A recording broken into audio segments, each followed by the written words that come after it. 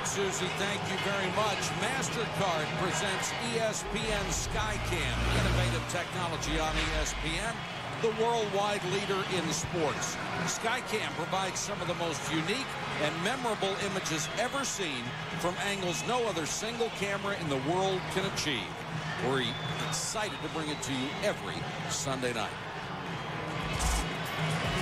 Hugh Douglas is one of 4 Eagle defenders selected to the Pro Bowl, but his focus isn't on Honolulu tonight. It's on home field advantage.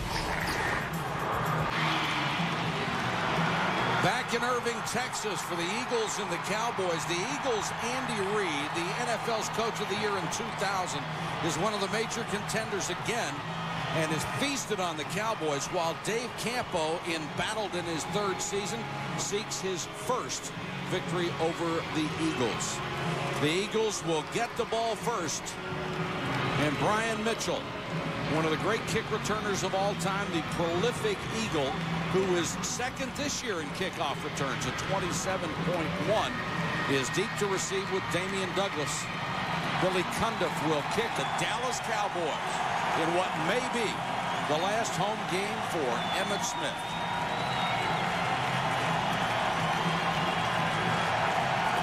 And we are underway from Texas Stadium. Mitchell from the 7.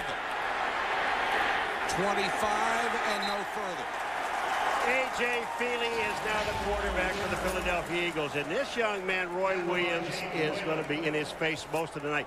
Roy Williams loves the fact now that he can get down 8 in the box, play the run. He loves playing the run a lot more than the pass. But since he's played a lot this year, Roy Williams has been able now to play the pass. But A.J. Feely told us, I will be aware of where he is all the time.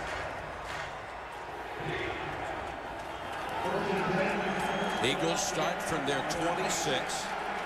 Staley and Martin, the running backs, in the eye.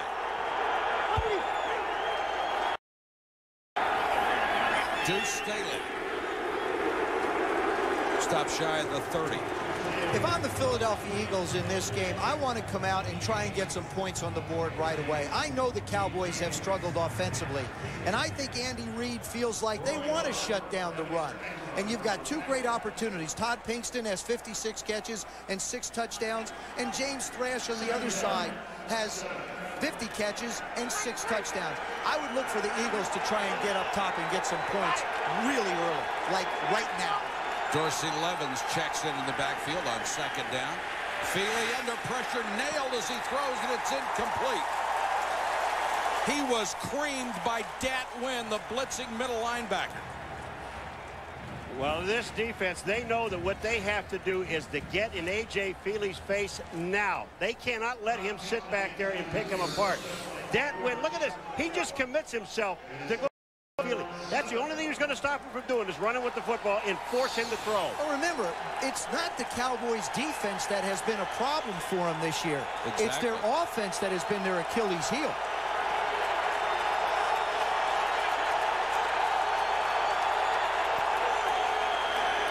Four-man rush, Feely to throw on 3rd and long, and has the 1st down. James Thrash across midfield into Dallas territory. Stopped by Tony Dixon, a gain of 22. Oh, look at this protection, folks. Watch this offensive line hold the defensive line right at the line of scrimmage. Look at the yardage that he has to throw the ball into. It's incredible. The thing about it, too, is Dexter Coakley is in the middle. You take a look at how Antonio Freeman gets in the middle. The thing about Antonio is he is their leading receiver on 3rd downs. You'd think that's a guy you have to stop. Feely to throw on 1st down, underneath for a couple of yards. Paul, you mentioned that protection.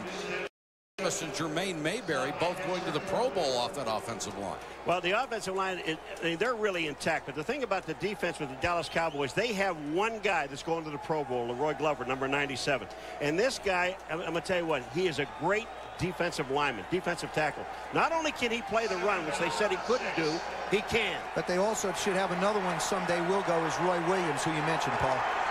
3rd Pro Bowl for Leroy Glover, who had a pair in New Orleans. And middle linebacker Dat Wynn, who was injured in the early part of the year. I think this is on the stop. I think this is a very dangerous game for the Eagles. You can, as a coach, talk to players and say, look, guys, this is important. You know it's important. That team's not that good. And all of a sudden it gets away from you. I promise you, Dave Wannstedt said the same thing to his football team today against the Minnesota Vikings. Hey, guys, we're better than them. Just take care of business. It's like your mother telling you to eat your vegetables.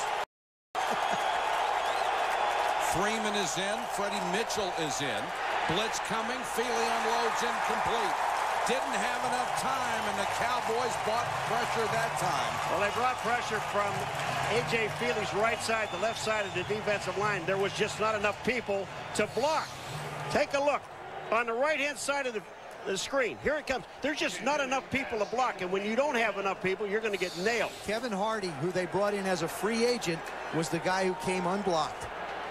He's a former Pro Bowler as well, and now Joey Galloway will go back to receive the punt of Lee Johnson. Looking to try and block it. Remember, he's a lefty. Watch the pressure come from the left side. He is also the oldest punter in the history of the league at 41 years old, just signed this week. And Galloway trouble fielding it and takes it at the 11-yard line. A kick of only 32, but dead at the 11-yard line. Emmitt Smith with more records to break. Can he do it tonight? Welcome back to Texas Stadium. Early first quarter, Eagles and the Cowboys tied at 0, and Emmitt Smith brings them out of the huddle. And that will hang in this stadium forever. That is so great. Walter Payton would be incredibly proud that Emmitt Smith was the guy who broke the record. And Emmitt gets it on the toss. Picks up 6 or 7 yards. Before that run, Emmitt Smith was on his way to some more milestones. You see the current record, obviously. One team, most yards versus a team. He only needs 49, 68 for his 12th season, excuse me, as a 1,000-yard rusher, and 100 yards to tie Walter Payton at 77. Phenomenal. Have not scored a point on their opening drives this year. Emmitt.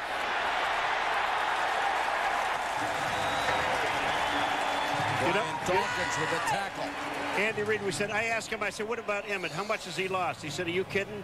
He hasn't lost anything, and if they want to let him go, I'll take him. But look at Emmitt. Get to the outside. He was always known for that quick burst to get to the hole, to get to the outside. He hasn't lost much. No, he hasn't. It's not like he was a blazer to begin with. I mean, this guy can still play. I want to make a statement right now. The Cowboys would make a mistake if they did not bring Emmitt Smith back. Hutchinson to Emmitt. Fighting for extra yardage across the 30 to the 31, dragged down by Ike Reese. The thing that's going to happen, though, he will count so much against the salary cap next year.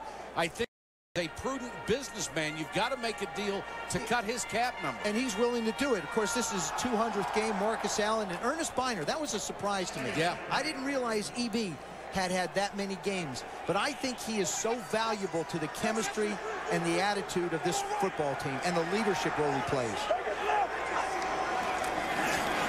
It's been all Emmitt so far. Still is. And that's a good thing. The thing about him is, and all the times that he ran, and the reason he set those records is the fact that when he's running, when his shoulders are square, which they are about 98% of the time, he's going to gain yardage. It's very difficult to tackle him for a loss when he's squared to the line of scrimmage. The other thing you notice is they're running him to the left side where you've got Flozell, the Hotel Adams, up against Hugh Douglas, and Hugh's outweighed by about 100 pounds over there. Emmitt gets a breather and Hambrick checks in. Hutchinson, the former baseball player, underneath to the fullback Robert Thomas, and he runs hard. I think Chad Hutchinson continues to be a work in progress. Doesn't have a lot of history as a quarterback after the years he spent at Stanford being away so long. Good wide receiver, young one in Antonio Bryant, and Joey Galloway gives him the deep threat. An offensive line that has played 3 left tackles, 5 guards, 3 centers, 4 right guards, and 2 right tackles. it's been a constant patchwork for them offensively. Which would make Emmett's 1,000 yards all that much more rewarding.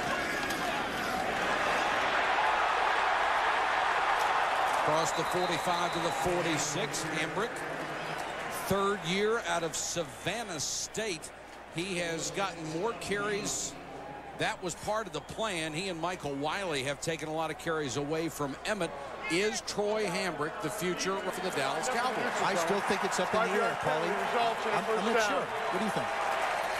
Troy Hambrick, I mean, is he? You know, he's one of those guys that fit in, but that's about all that he really does. I don't think that he's the heir apparent, not on this football team. I think the guy that they're going to keep, and they have to, is Emmett. Now, you know, you're going to cut it down. What's he going to make, $9.5 million? So he'll cut it down to $9 million. He's willing to take a cut. I think it'd be worth. Hey, me too. I think it'd be worth it to both of them. You're going to take that much a cut, huh? Yeah. End around, dropped by Galloway, picks it up and is buried back at the 38-yard line. So they try to get tricky, and it costs them. On the Eagles defense, they have 4 guys that are going to the Pro Bowl, 3 in the defensive secondary. But you know what's interesting? Everybody that does the Eagles talks about how much they blitz, and even you mentioned it last week about how much they blitz. According to Hugh Douglas, they have blitzed less this year than they have last year. And one of the reasons is they've been ahead a lot more. And that determines whether they want to blitz or not. If they're behind, and they got a team like this that's in a funk, they'll come after him. Second down and 18 would be a good time to come to. Hutchinson has the ball knocked away, got it back. This is what you see out of a bad football team. A bad offense and a bad football team. This is why teams are 5-9 and 4-10. Not holding on to the football, not taking care of the fall. Chad Hutchinson trying to move in the pocket. Gets the ball knocked away right at the last minute. Paul Grassmanis reached in. I mean, the numbers on Hutchinson, completing less than 50% and sacked 22 times in 7 games. And the question is, do you think he is the future of the Cowboys, Joe? No, I think they need to bring someone in and let him grow, possibly, but not right now. Hambrick and Wiley both in the backfield on 3rd and very long. Draw play to Michael Wiley. Conservative call by Dallas. He takes it up to the 39, where Carlos Emmons ends the play. And Dallas will kick it away. There is really a play called for a 3rd and 20-something. And then when you run a draw against this defense, you're not going to get much. Well, that's when coaches, you look to the sideline for the play, or you have your helmet, the steer, the voice in your ear. All of a sudden, there's nothing but static. And the coach is over on the bench somewhere. Yeah, he's looking for something else to do. Philip Filipovich will kick to Brian Mitchell.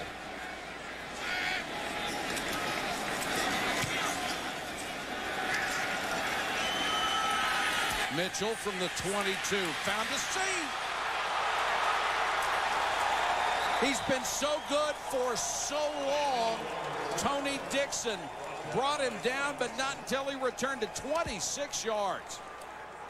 Timeout in Dallas, still scoreless first quarter. Was brought to you by Coors Light, the official beer sponsor of the NFL. Cold down easy. Chevy trucks, the most dependable, longest lasting trucks on the road. Visa, it's everywhere NFL fans want to be. And Domino's Pizza, get the door. It's Domino's. It's also Dallas. Big D, little A, double L-A-S. Congratulations. Hey, nice going. All those years of schooling paid off in West Virginia. Well, they spent like 5-letter word. He got it out. The 4 best years of school. Actually, it's 6 letters, but who's counting?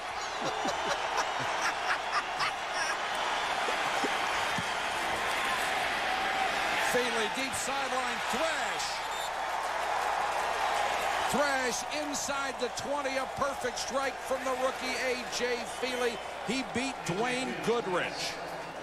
Dwayne Goodrich in the left cornerback position because the starter, Derek Ross, who's a rookie, who had having a pretty good year with 5 interceptions, is out. Little play fake, hold the safety by looking to the left, and winds up getting it down to strike. There it is. That's what happens when a quarterback looks in the backfield, holds the safety, and that Tony Dixon couldn't get there to make the play. You know, that may have not been Goodrich's fault. He reacted as if he was in a zone. Deuce Staley, and even in Dallas, the chance of Deuce ring out. You know, you would think when Donovan McNabb, one of the great players in this league, gets hurt, and then his backup Coy Detmer comes in and gets hurt, that there would be a major problem. No. A.J. Feely comes in relief. He wins one. 3 starts, he's won them all. Well, the one thing about it is when Coy went down, Detmer went down, A.J. Feely didn't go to the coach and say, what do I do, what do I do? He went to throwing the football, Joe. And all Reed said to him was go out and enjoy yourself, have a good time. And he did, and he has. Feely on the run, throws for the end zone, incomplete over the outstretched hands of Antonio Freeman. Let's check in with Susie.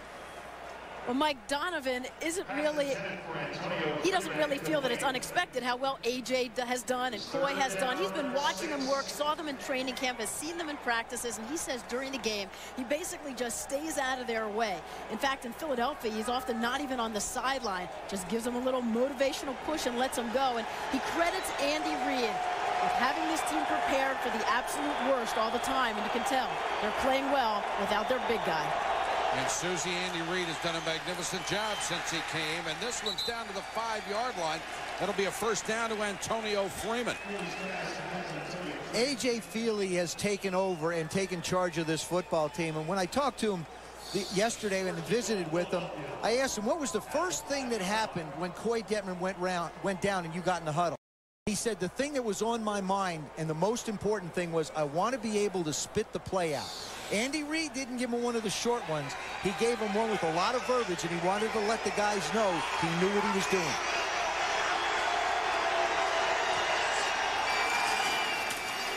Staley runs into his own man, breaks off to the outside, touchdown. Poor tackling by the Cowboys. Yeah, but I'll tell you a whole lot of strength by Deuce Staley. Deuce Staley shows you his power.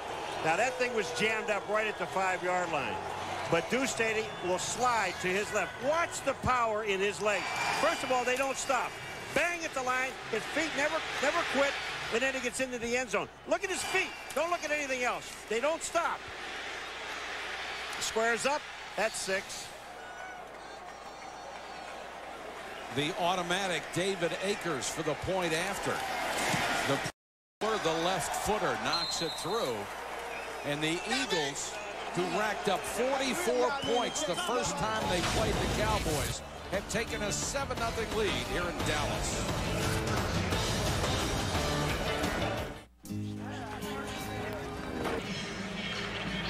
The Eagles get a 53-yard scoring drive to take a 7-0 lead, set up good field position by a nice punt return from Brian Mitchell. Something Eagle fans have come to expect. Woody Dantzler is deep to receive, the former Clemson quarterback. He's number 29, has an 84-yard touchdown to his credit this year. And Akers drives Dantzler to the 3. Taken down just across the 20 by Barry Gardner. Nice tackle on special teams. And the Cowboys from their own 21-yard line down 7 points. I'm a player in the national. For Christmas from Dallas, Texas. Beautiful, beautiful. Nothing like Christmas lights. Looks like a tree my wife decorated. Robin's big in all those little lights. Cowboys with Emmett gained 25. Without him, they lost 3 on the opening series. Hutchinson on first down. Throws to Tony McGee. Emmett Smith, of course, nearing the end of his storied career. We asked him how he wants to leave the game. It's like a little lady. She wants to grow up and marry the perfect guy and live in a White House with a picket fence. Me, I want to win another Super Bowl. I want to ride off into the sunset just like John Elway did. That's for every athlete. Every athlete probably want to do that. But will it happen that way?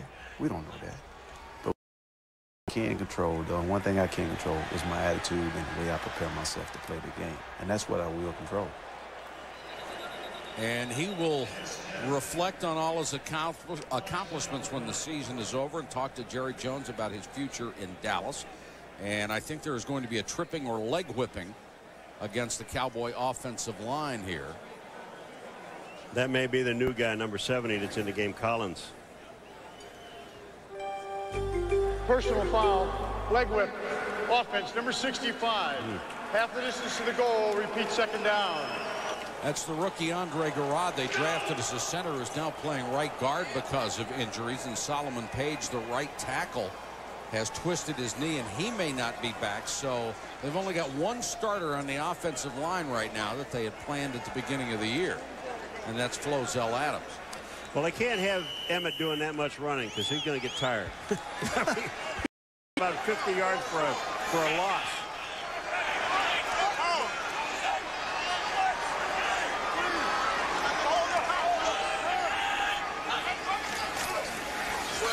Hutchinson screen to Emmett. The Eagles are all over it. Let's check in with Susie. More on Emmitt Smith. Mike, I asked Emmett what he thinks he has left, and he said plenty left in his legs and in his tank. When he's healthy, he says, still a natural 1,200 to 13-yard back.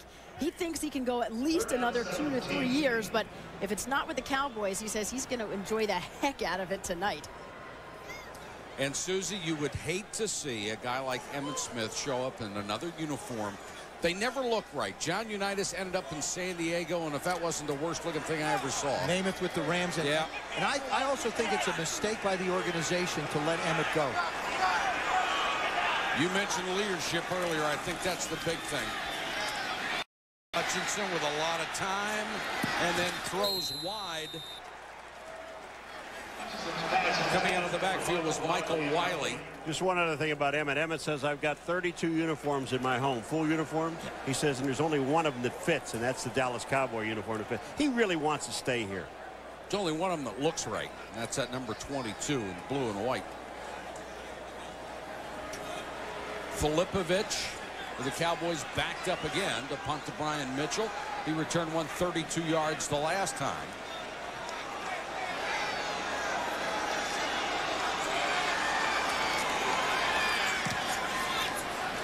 Nice high spiral this time.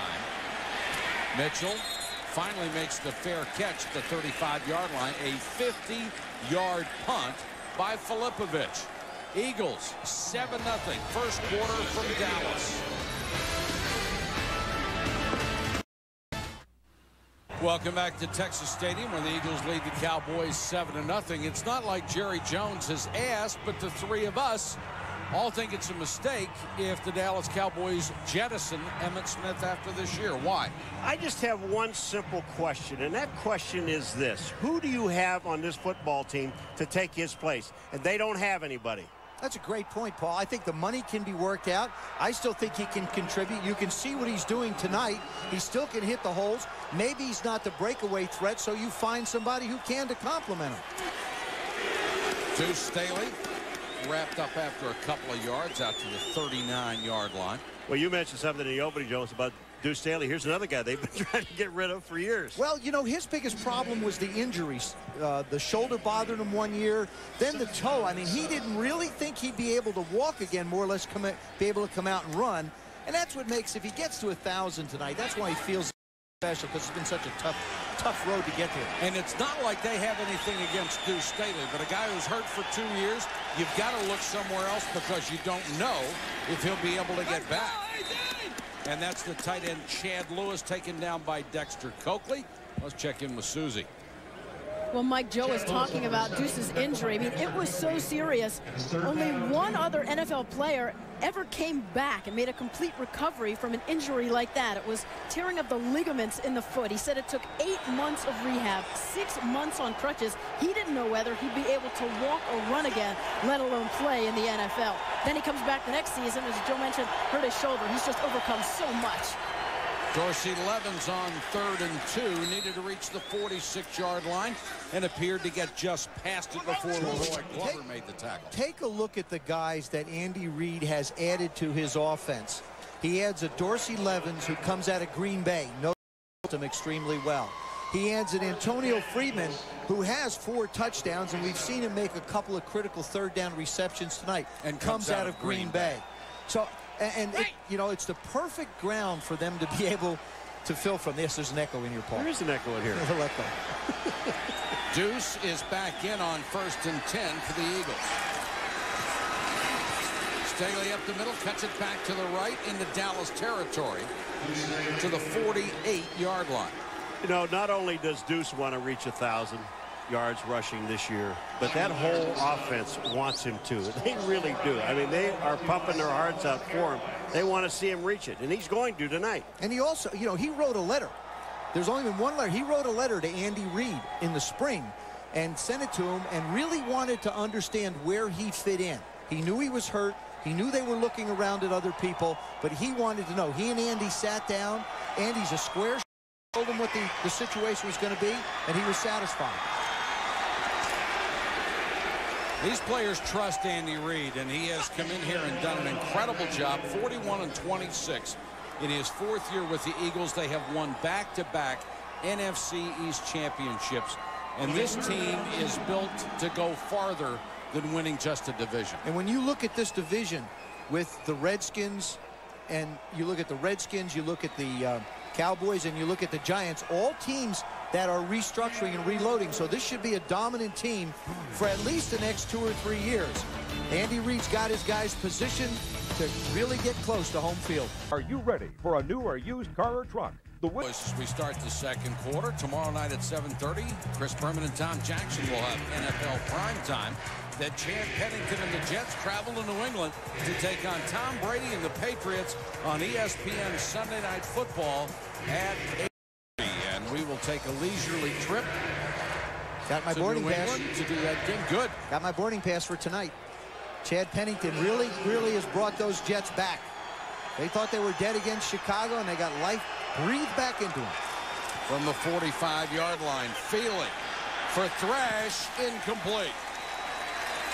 Goodrich was there with him, although Thrash had a shot because Goodrich never turned around to find the ball. You know what I like? What Philadelphia's doing. They are taking some shots down the field. Yeah, if they can get some points up on the board, it's going to be tough. James Thrash with Dwayne Goodrich trying to find the ball and can't. But I think if they get to 14, we might see a little bit more blitzing out of their defense than they've done before. Well, this is a beaten-up Dallas secondary. The front seven is in excellent shape.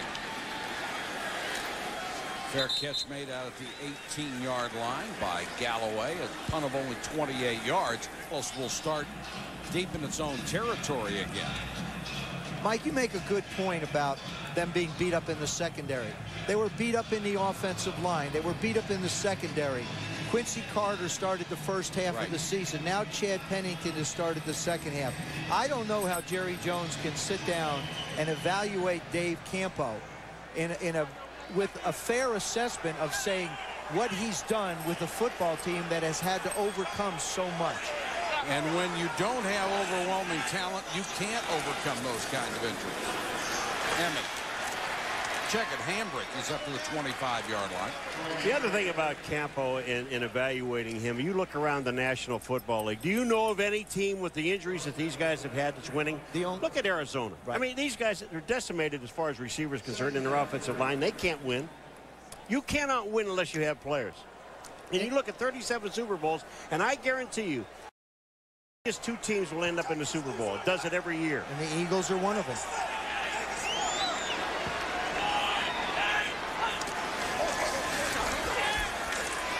Hutchinson. This one complete to the rookie out of Pittsburgh, Antonio Bryant. One of the situations that's come up for Dave Campo is in this division. You look what his record is against the NFC East. Of course, Philadelphia and the Giants, he hasn't had any success against, 1-10. And, of course, the Redskins, they have yet to figure out a way to beat them. They thought they had him here on Thanksgiving Day, let that one get away, and next week, the Redskins and the Cowboys go at it in the finale. They'll finish the season in Washington. Draw play, Hambrick hit and dropped. He'll lose a yard. That's LeVon Kirkland making the tackle. The biggest linebacker in the world. Well, yeah, I think in NFL.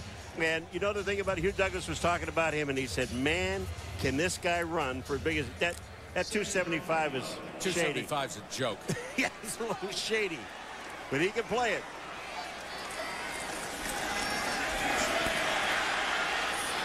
Hambrick underneath. Makes one man miss. takes it out to the 34-yard line. We just talked about Kirkland. He just misses a tackle. I'm not talking about Lamont anymore because I know he's big enough to beat up all of us. Well, yeah, but you're the one that said it, so we'll point him to you. But the other thing Chad Hutchinson's doing a pretty good job of staying in the pocket, hanging in there, getting the throws out. I think Chad Hutchinson is at least 2 years away from really reestablishing himself in a comfort zone as a quarterback. Hasn't played since he was a sophomore at Stanford. 4 years in baseball in the St. Louis Cardinals organization. Got up to the show for a cup of coffee, and that was about it. But he said he always loved football more. He went to baseball because he got the money to help his family after his sophomore year in college, and you could hardly blame him for that.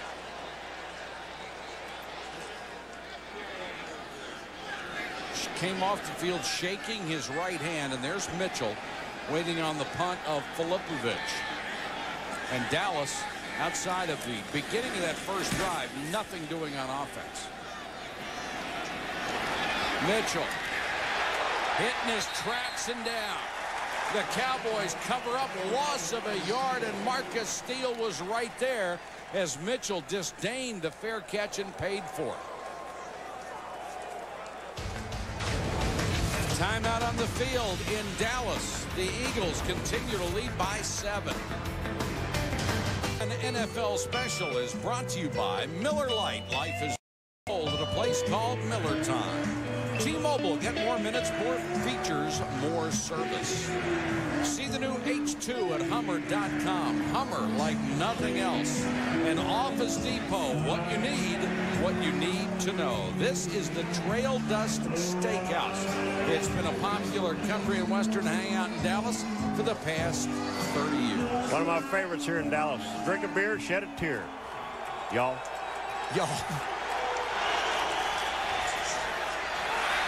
Pinkston can't get it. Coverage by Pete Hunter, the rookie from Virginia Union. Since 1953, the Eagles haven't scored as many points, over 27 a game. 6 times they've gone over 30. That's the most since 66. And as a team, they've had 13 straight 100-yard games. You've got to go all the way to 1949-50. to match that.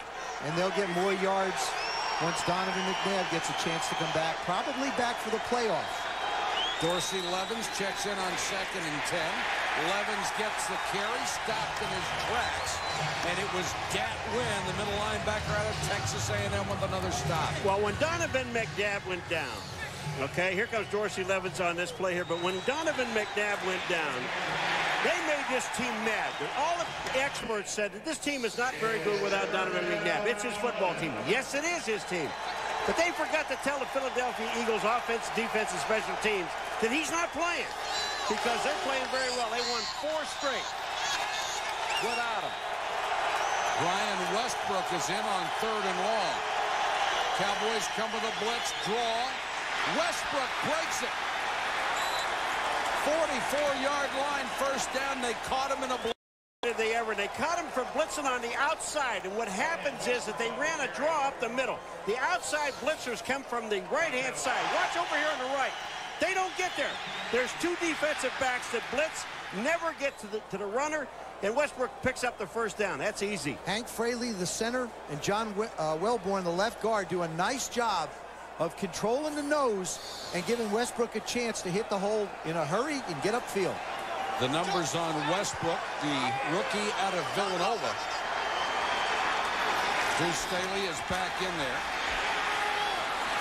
Feely throws. Pinkston has it. Edwards was with him, but got turned around, and the play goes to the 29, a gain of 27. Boy, I'll tell you, this is Pinkston. All Pinkston does is block him out of the way. He blocks Edwards out of the way, so he doesn't have a chance. Watch this, what Pinkston does. He is number 87. Watch him get his body where the ball is. There's his body in front and make a play. And how about these throws from A.J. Feely? Well, we saw him last year. Remember last year we did the Tampa-Philly game. Final game. Everybody said it was a scrimmage. It was a nothing game because they were going to play again. I thought he showed very well in that one. Deuce Staley hit and dragged down at the line of scrimmage by Leroy Glover. Let's check in with Susie Moore on A.J. Feely, the rookie. Well, Mike, he has no misconceptions about what his role is on this team. He's the number 3. Said, you know, he's not a rah-rah guy anyway. He's not going to get in someone's face. You know, it's just not his place. He's being himself off the field and on. Coy comes back, Donovan comes back. He is happy to step back. You know what? In his junior year at Oregon, he lost his job to injury to Joey Harrington. Never got it back, and you can still sense the hurt when he talks about it. And Susie, he was very plain where he said, I don't mind. Number 14, 5-yard penalty, still second down. I don't mind waiting for my opportunity. There he is called for the false start because of the head bob. One of Joe Theismann's favorite tricks when he was a player. It's a bunch of baloney, a head bob. It's hard to say hut without moving your head loud enough so that people can hear you. And that's what he's smiling about right now. He said, I tried it, I got caught. One other thing that Susie mentioned, just to take it one step further, is she talked about him understanding his role. And he said that he realizes that teams need role players, and guys have to understand what that role is. In fact, Coy Detmer may be back next week from that dislocated elbow. Feely throws underneath, the catch made by Freddie Mitchell. A.J. Feely continuing to get more and more comfortable. From my favorite view, the sky cam. Good play action fake, down the middle to Antonio Freeman. Little fake again, up the sideline to James Thrash. Now he comes back across and hits Pinkston. I like how quickly he gets the ball out of his hands. I was impressed last week with Mark Bulger, how quickly he gets rid of it. And I feel the same way about A.J. Feely. Very decisive when it comes to throwing the football. He's already passed for 115 yards. Tight formation this time for Deuce Staley. A lot of Eagles fans here chanting Deuce. Greg Ellis makes the tackle. The other thing about Feely, he spreads it around. I mean, he has no favorites. I asked him, I said, do you have a favorite target? He says, yeah, the guy that's open. Well, this offense, and he can find him. And this offense does that for you, too. You look at the way guys spread the ball around. Donovan McNabb was another one. One thing about Donovan McNabb, you have to understand, this man played 57 minutes of football on a broken leg. Does that define warrior for anybody? Feely to the end zone. Pinkston. Touchdown. It's a touchdown, but you know what they waited on? He got both feet down, but they waited to make sure he had control of the ball when he hit the ground. Look at this throw by Feely. He's hit 6 different receivers tonight, but here's the throw. Now the question is, does he have his feet? His feet are in. Now does he have control when he goes out of bounds? This is why they waited so long. He's in. He's got the ball. Now, boy, is that a perfect pass and a great catch. And once again, Goodrich is the guy who was burned, never turned around to find the ball. Feely dropped it in right over his shoulder. And Goodrich, the former #1 draft pick, who was nearly cut earlier this year and only in there because Dwan Hawthorne was released, has been torched for 3 touchdown passes in the last couple of games.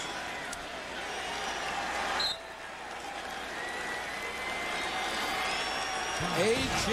Feely with a touchdown pass, and it's 14-0 Eagles. Capital One bolting lead with 7:25 to go first half of play from Texas Stadium. Those would be pretty good numbers if you're a starter. This is a 3rd-string quarterback, the rookie out of Oregon. 8 out of 13, 129 and a touchdown. And, Joe, during the commercial, you made a great point.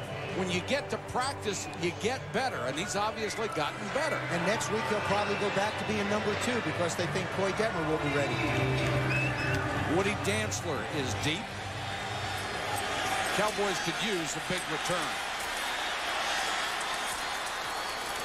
And they won't get it as Dantzler goes down near the 27-yard line. The Eagles rolling toward the playoffs, and we're rolling toward this in Dallas.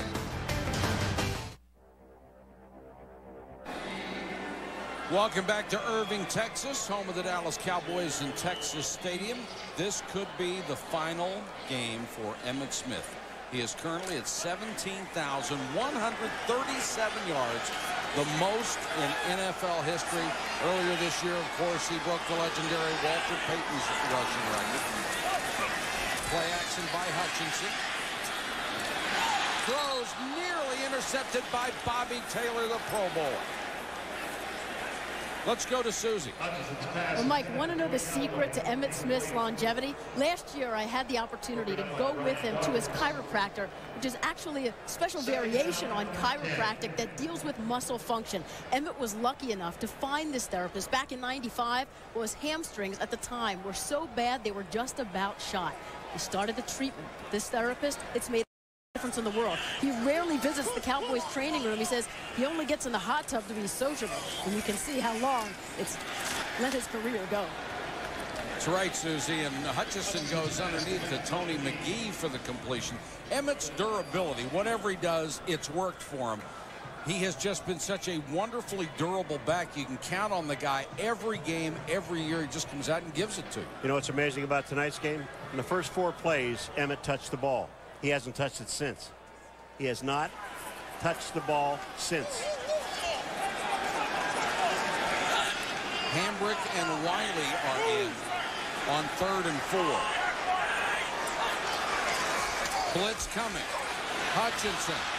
And that one was behind Darnay Scott. Had him open and missed him because of the pressure. N.D. Kalu.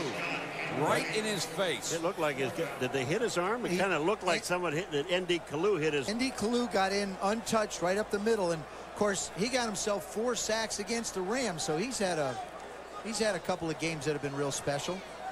Mitchell, who was 8th in punt returns this year, the ageless one. I don't understand why he's not in the Pro Bowl. I'll tell you right now. Who, Mitch? Mitchell, you bet. Nice high floater. Mitchell, fair catch, makes it at the 28. There is a marker down on the play after a 39-yard punt. Ed Hockley will check the penalty for us.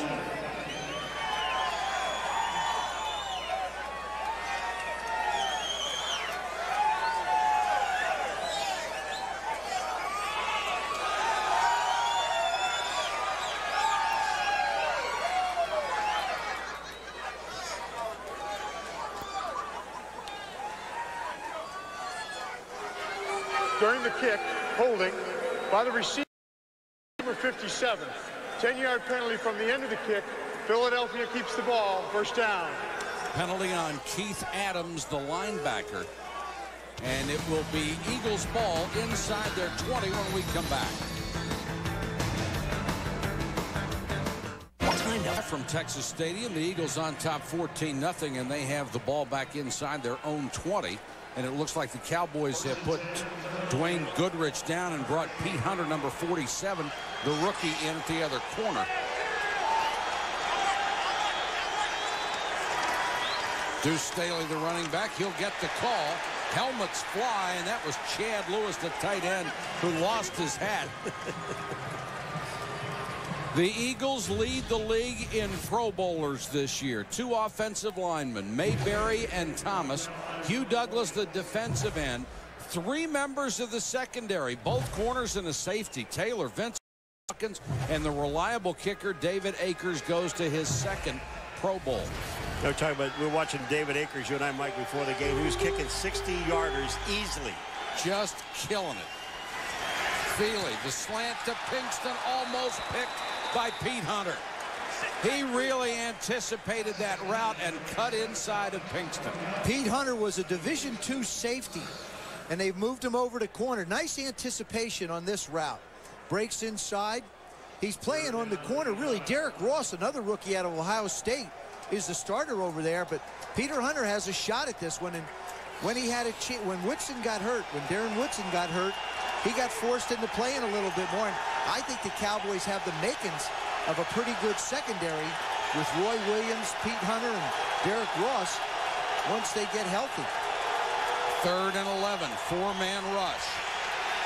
Feely stands in the pocket and throws of the first down. Complete or not, and it looks like it is complete. Dat Wynn with the tackle on Chad Lewis. I can tell you one thing, when the next time the Eagles get the ball, Mr. Pete Hunter is going to see a double move. Because when you jump that quick as a rookie, you're looking back in the backfield. This is a good job by Dallas's defense to be able to hold the Eagles back and give Joey Galloway a chance to do something. They spent 2 #1 picks on him, and they've got to get more production out of every area, I think. Lee Johnson replacing the injured Sean Landeta, shanks one, and now we've got a flag down after the play as a couple of guys go at it. Jason Baker was signed to come in to kick for Landeta, the great kicker who suffered a calf injury and goes on IR. But Baker immediately got the nickname Shank, and then Lee Johnson comes in and kicks one off the side of his foot. There you see him getting run out. He's down. They've got him continue to move him out of bounds and stay out there. There's the push. Now, Robert Thomas, number 44, I believe, is going to be the guy that's going to wind up getting the holding call for the Cowboys. And Damian Douglas did something illegal on that play. You cannot run down the sidelines out of bounds. During the kick, holding by the receiving team number 44. That's a 10-yard penalty from the end of the kick. Dallas keeps the ball, first down. Thomas, the fullback, called for that, but Douglas could have easily been flagged for what he did on the sideline. See, these are all the little things that haunt Dave Campo. You can't coach that. You know, you teach a guy to do a job and you go a little bit more. They fumbled the reverse. The quarterback lost the ball in the pocket. These are all things that a coach can't control. I'll tell you one thing, the special teams coach can. And, you know, the thing that really bothers me is all the penalties that we've seen this year on special teams. On punt returns, kickoff returns. I mean, these are stupid penalties. If you can see the guy's number but they're also and name, you shouldn't hit him. They're also a part of being young on a football team. You see a lot of young teams make a lot of mistakes on special teams. We saw it last week with the Arizona Cardinals when Dre Bly ran a touchdown back against them. Yeah, but I can't accept that because they're young. These guys have played in college. These guys have played in high school. They know how to play football, and it's only common sense. When you see a guy's number and his name on a jersey, you don't hit it. The ball will be respotted 4 yards in this direction. It's still Dallas's ball, first down. And Dave Campo and Joe Avezzano, the special teams coach who's been under a lot of fire this year, were arguing that they had misspotted the ball, and as it turned out, they had. Joe Avezzano has been the special teams coach here for a long time. The other thing, Paul, the cap has hurt special teams too. I understand. If you see a guy's name, don't hit him. But I think there's a lot more that goes into the special teams problems on football teams. Cap is a problem. Youth is a problem. That's where you see the mistakes. I agree with you. I think injuries are a problem because what you're doing is you're putting guys out there that really don't know where to be. And instead of figuring out where they're supposed to be, they make a mental error and do something wrong. Yep. Dallas has not crossed midfield in this game. Pretty tough to score from the other side of the 50. Hutchinson incomplete. Vincent, and Galloway is really upset. He thought there should be a flag thrown on Troy Vincent. You know, first of all, the reason that the Philadelphia Eagles are so very, very good on defense is because of the pressure that they get. Just take a look. And they're doing this without blitzing tonight. They really have not blitzed at all. Grass Madness, you see on that play there.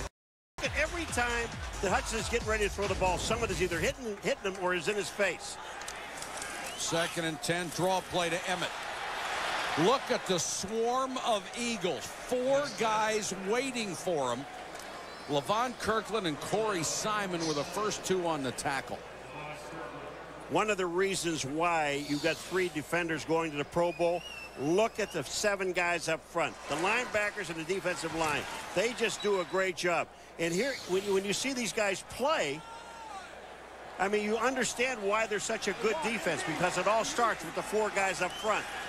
Cowboys have not converted a 3rd down. Hutchinson on the roll. Knocked out near the line of scrimmage. They don't convert this one either. I said they didn't blitz. That time they sent everybody. I mean, they came after Hutchinson. I thought you were jumping out of the booth going after him. I mean, this is, you know, it's not rare. And again, they don't blitz as much as people they do. But on this last play, they just sent everybody. Another guy, well, N.D. Kalu was a former Redskin and really playing well for the Eagles. Of course, in Jim Johnson's system, He relies on his front four, a lot like Monty Kiffin does with the Tampa Bay Buccaneers. They rely on those four guys up front to wreak havoc and allow the linebackers to pick their spots to bring pressure. Mitchell gets another shot. He waits at the 10. Shorter kick that bounces outside the 20. Takes a good kick for Dallas. Will go inside the 5, near the 2. And Pete Hunter is there to down it. A 50-yard kick, and the Eagles will be pinned back at their 3-yard line with 4:08 to go in the first half. You know, it's discouraging when you said that the Dallas Cowboys had not crossed the 50-yard line, Michael. They started at the 48-yard line and still didn't cross it. And after they didn't cross the 48, tomorrow night at 7:30, join Chris Berman and Tom Jackson. They'll have NFL primetime. Chris back off the disabled list. Then Chad Pennington and the Jets go to New England to take on Tom Brady and the Patriots on ESPN. Sunday Night Football at 8:30. Yes. You know what's exciting about this game tomorrow night, Joe? There's 2 young quarterbacks. Tom Brady tied for the lead in touchdown passes. Should be a terrific one. A lot at stake with Miami losing today. Deuce Staley met by Coakley. Grinds it out near the 5. And here are the updated standings with that Miami loss against Minnesota. And how about those Vikings? New England now, they have the Jets tomorrow night. Miami left. They can still win the division. The Jets are still in it at 7-7.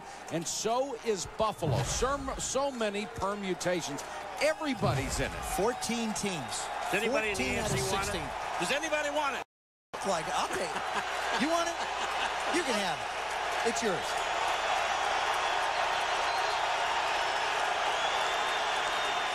Deuce pushes the pile out near the 10. They need to reach just past the 12 for a first down. This is the kind of a situation, as Andy Reid calls the plays, the head coach and coordinator of the Eagles, you want to be careful. You've got a 14-point lead. It's become painfully obvious that the Cowboys can mount no type of an offensive attack.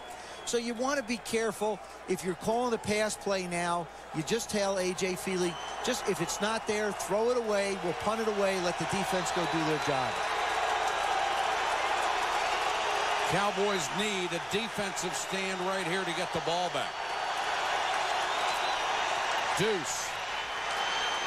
And Deuce Staley out to the 17, first down. An important run for the Philadelphia Eagles. You know what's amazing about Andy Reid? When he comes in the meeting, you look at him and he's got that look on his face like, I know something you mind telling. And he does. He's got a great sense of humor. Yeah. I mean, the guy is as calm as you possibly want to be, and he talks really low. And then I think he mumbles stuff just to see if you're paying attention. Just to see if you're listening. Yeah. Then he looks at you out of the corner of his eye because he cracked a joke. And he wants to know if you got it. The Eagles are going to let the clock run down. How about those numbers for this guy? Is he successful or what? 11 wins 3 years in a row. The Eagles had never done that as a franchise. They have done it this year, and he's got his eyes on bigger fish. This is a Super Bowl team.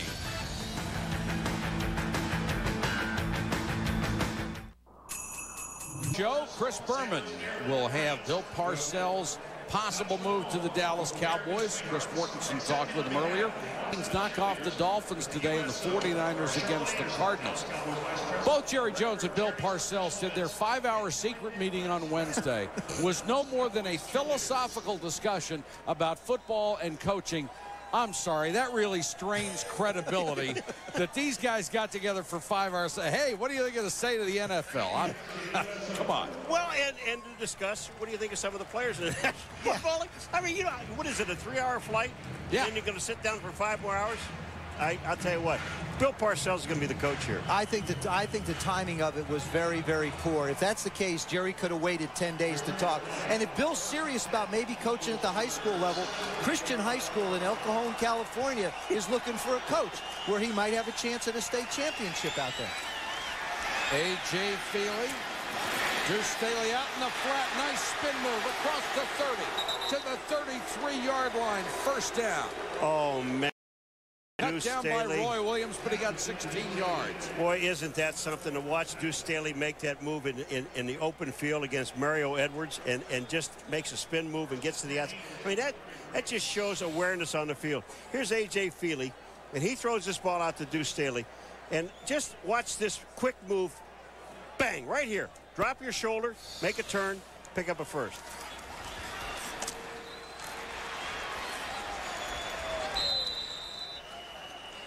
Let's check in with Susie. What do you have?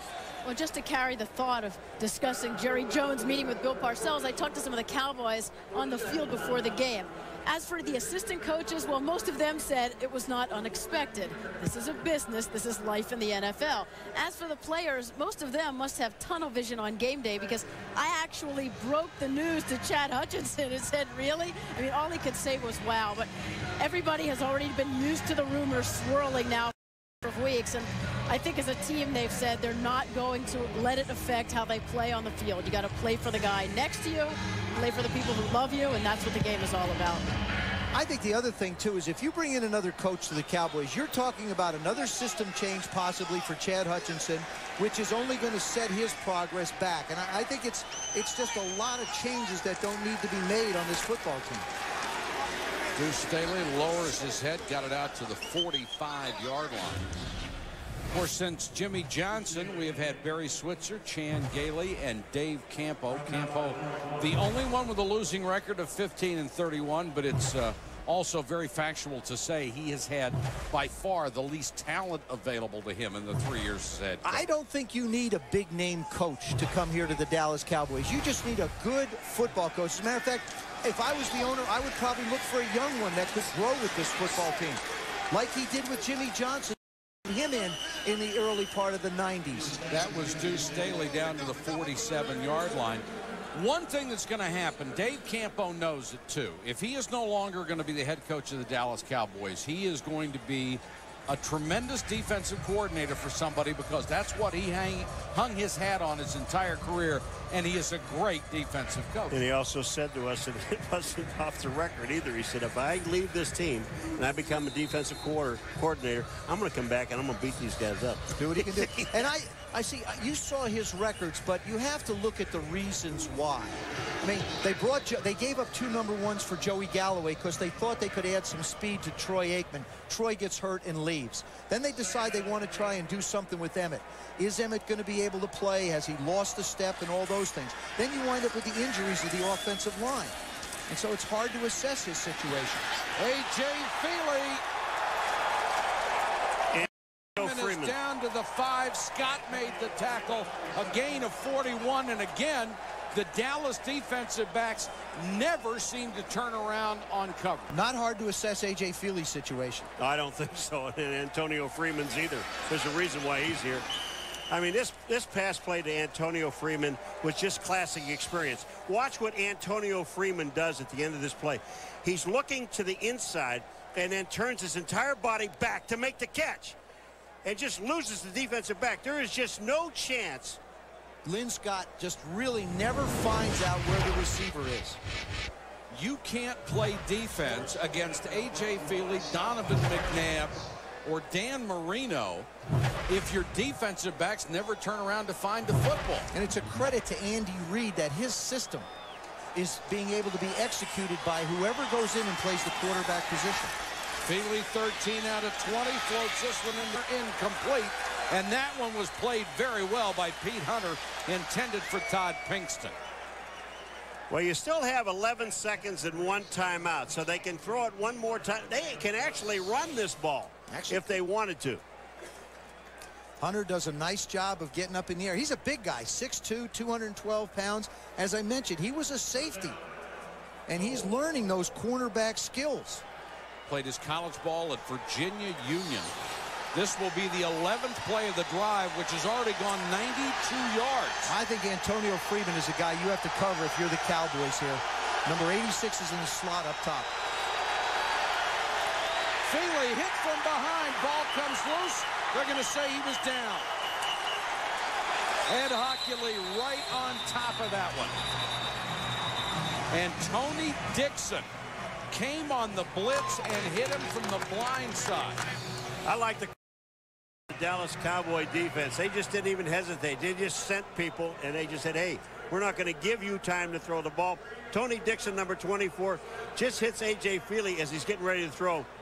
He's down. The ball comes out. It's an excellent call. Now they'll kick a field goal. And I want to show you the heads-up nature of this football team. You talk about being smart. Hank Fraley, the center, was back trying to recover the fumble. He was calling timeout. So he's aware of what's going on. That's excellent coaching to make all of your players aware of where they are and what the time is on the clock. Akers, who has had a remarkable year and is on his way to the Pro Bowl, will try from 32 yards. He's made 28 out of 31 this year. Out of the hold of Coy Detmer.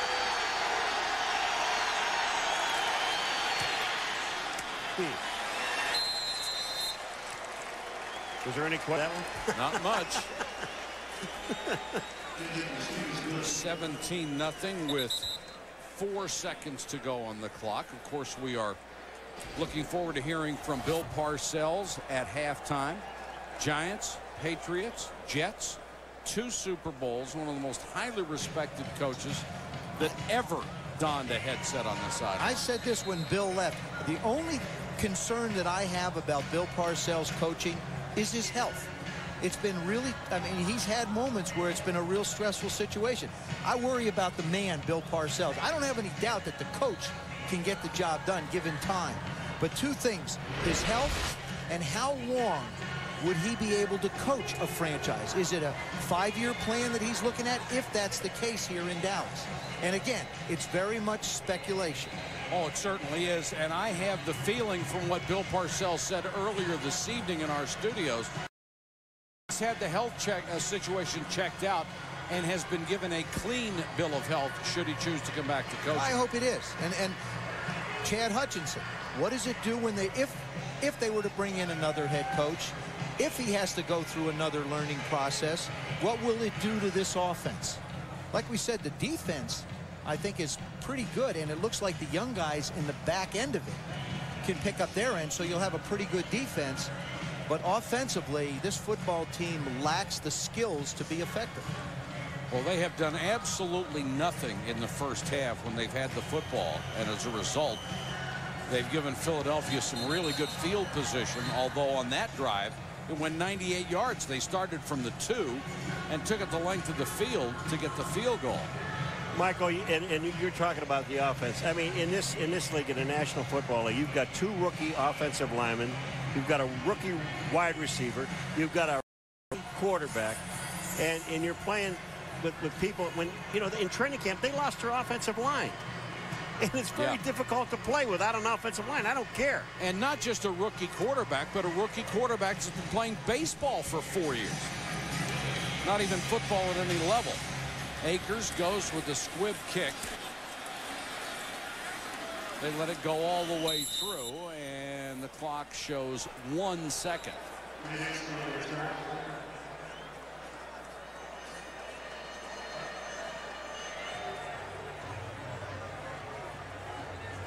The look on Emmitt Smith's face says everything. Very successful on the opening drive. I'm going to tell you what, this clock ran out. The guy here in the clock, it should be halftime. I mean, that clock stopped before they blew the whistle. I've had the clock operator here in Dallas do some funky stuff when the Redskins play, too. Well, Ed Hockley says it. Let's go to Susie with Andy Reid. Andy, with that field goal, you're now the highest scoring Eagles team in history. What's been the key? I'll tell you after the game. We got to make sure that we stay on top of this thing and put a few more on the board. So, how satisfied with the way your defense is held up against Emmett and company? Well, they're doing a good job. He's a great football player, and we just got to keep playing hard and taking that run away and pressuring the quarterback, and we'll be all right. Thanks, Andy. Mike? Thank you, Susie. Our score here at Texas Stadium. The Eagles 17, the Cowboys nothing. Now let's... And Woody Dantzler is deep.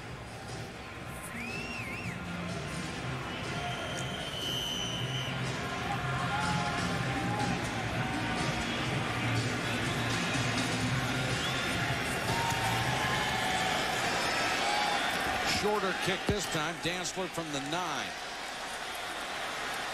and dives out across the 30. Moments ago, Susie Colbert caught up with Dave Campo. Dave, how do you get your quarterback a little bit of relief from this defense? You know what? They're really not pressuring them as much as I thought they would. They played a lot of cover 2 in that first half. We're not running the ball well enough. We've got to be able to run the football against this team, and then we've got to get them covered on defense. That's all we have to do in the second half. You said one of the keys was trying to slow down Deuce, 77 total yards. What are you going to work on this half? Yeah, well, we've still got to slow them down. But I mean, the big play is what's hurt us. If we don't have the big play, it's a normal. Thanks, Dave. All right, thanks. Emmett Smith gets only his 5th carry of the game. May have lost a yard on that one. Before that one, 4 carries, 18 yards. Well, Dallas has had 5 drives, 3 3-and-outs, 57 yards total, and they still haven't crossed the 50-yard line tonight. Even though one series started at the 48. The offensive line has just been decimated by injuries. Hutchinson takes off. Oh, no. And challenges Bobby Taylor, who takes him down with a horse collar. Well, Chad said to us he likes contact. Well, he said he was a football player playing baseball. He's always approached it in a very physical way, a tough way. But I think if he's going to be a smart quarterback, he's going to have to learn to put the ball away and slide and protect yourself. Learn to play the quarterback. Don't try and prove you're tougher than the guys on the other side, because you're not.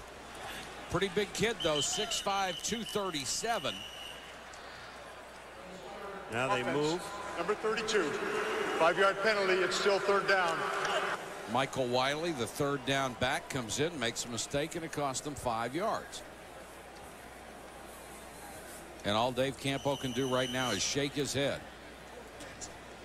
I mean, it really has to be so discouraging because, you got a rookie quarterback, but he knows all the plays, but you don't have an offensive line so you can call all the plays. But you have other things. You've got receivers dropping balls on reverses, backs moving. Eagles show blitz. Dawkins from behind, loose football.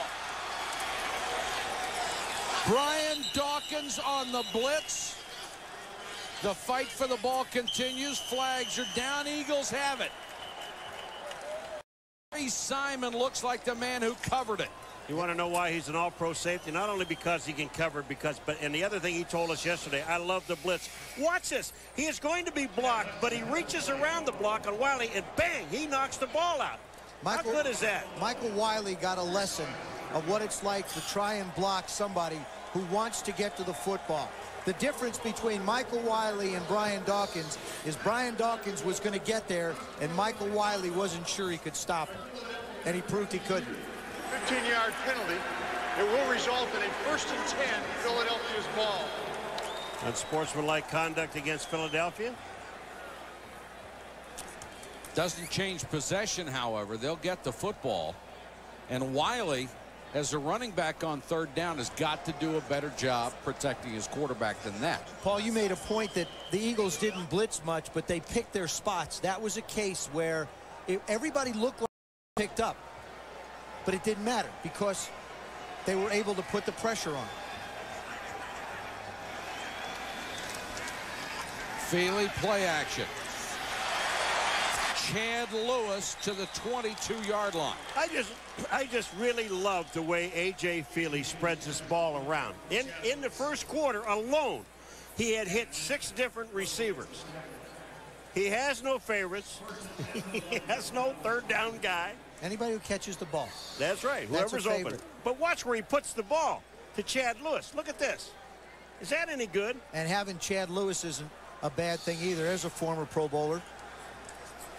Well, you've got to be impressed with A.J. Feely. This time he hits Pinkston down near the 10.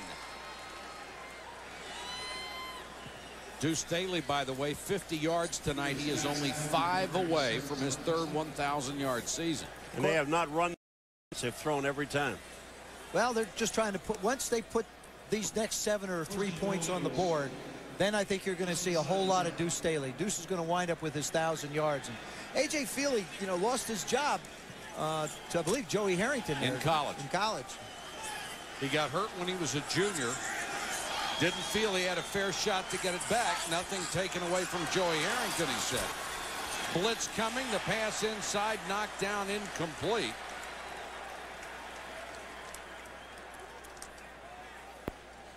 That time it was Goodrich, and a nice play.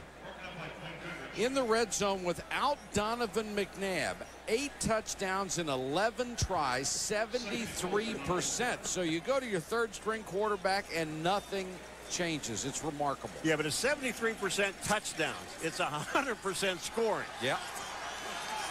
Which means Feely has not made the big mistake. Feely on the run, throws, complete to Freddie Mitchell, the rookie out of UCLA. Now, Freddie Mitchell has not caught a lot of passes this year.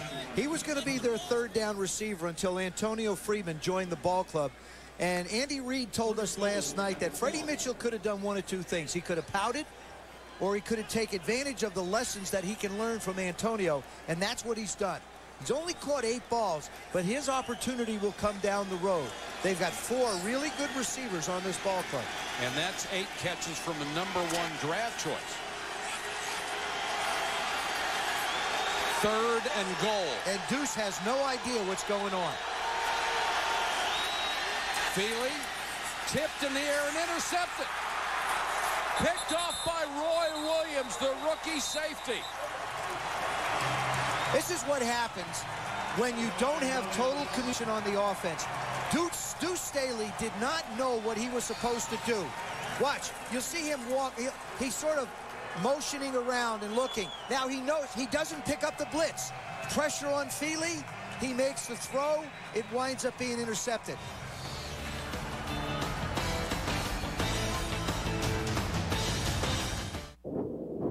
This ESPN NFL special is brought to you by Suzuki, maker of innovative motorcycles and all-terrain vehicles. Skill, what's next? New York Life, the company you keep. And Mazda, log on to Enhanced TV at ESPN.com for a chance to win a Mazda 6 sports sedan and other great prizes. Beautiful Dallas, Texas, 4 days from Christmas. Hutchinson on first down, throws to the 34-yard line to Darnay Scott. I want to take you back to the last play where Deuce Staley just doesn't have the communication. There they are breaking the huddle. Now, Deuce still doesn't understand. He says, okay, AJ, now he looks to the bench, says, I don't know what to do. He still doesn't know what to do. He's supposed to block because here comes the linebacker outside. It forces A.J. Feely to have to throw the football too quickly. They wind up with the interception. Cowboys from their 33. Emmett crosses the 35 before he's shoved out of bounds by Michael Lewis. Michael Lewis is in there playing for Blaine Bishop. But Emmett, I mean, since the beginning, the first 4 plays he touched the ball. He caught 2 passes. And then this is his 7th touch in this ball game. 6 of them rushes for 19 yards. Came into the game with 932. So he's up to 951. Looking for his 12th consecutive 1,000-yard season.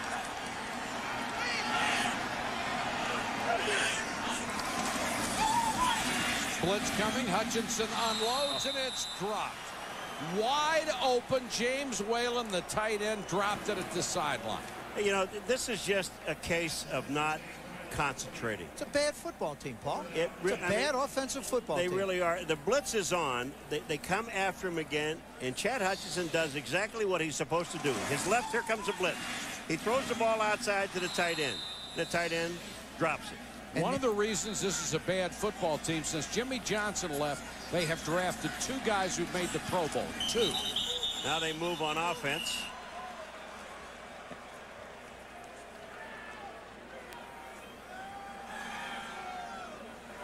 False start, offense, number 65. 5-yard penalty, still 3rd down. These are things that a football team cannot overcome. A mediocre team can't overcome it. Right.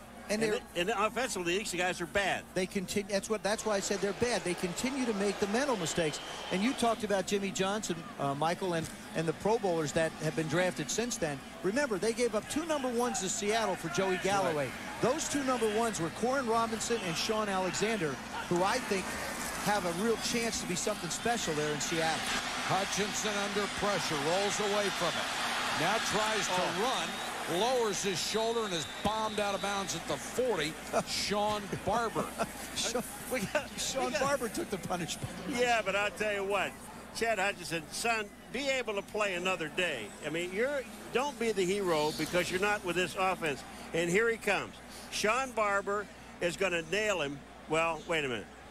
Chad Hutchinson is going to nail Sean Barber. You know what he's looking at? He's looking at the first down marker. Yes, he is. I mean, he is so on the first down marker. He doesn't see trouble approaching from his left. My hat's off to him. He needed another 5 yards to keep the drive alive, and he was trying to get it.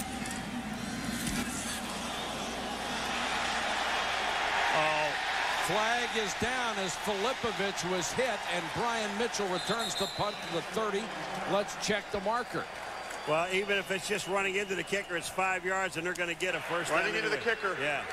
Receiving team number 94. It's a 5-yard penalty that results in a first down. N.D. Kalu was the man who hit him. Filipovich really sells this thing, too, though. Watch at the end. Watch this little dance he does, and then falls down.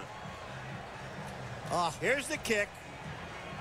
I don't think he ever touched him. Well, here's Filipovich. Now watch this. That's Justin. And what yeah, he does. N.D. Kalu.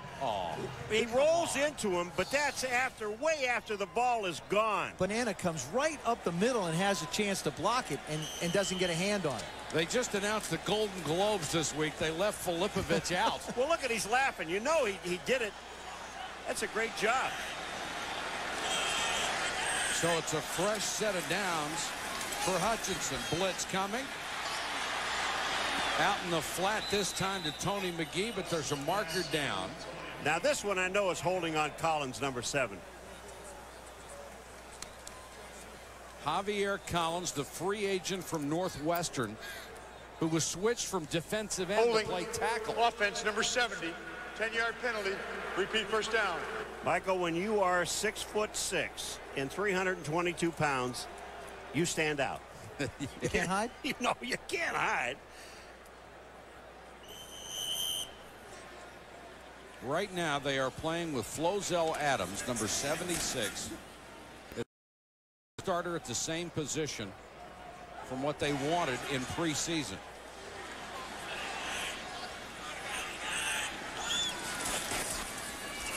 Hutchinson, they got him. And he's sacked by Darwin Walker. And he went right over Flozell Adams. Now that, to me, is going around a huge building.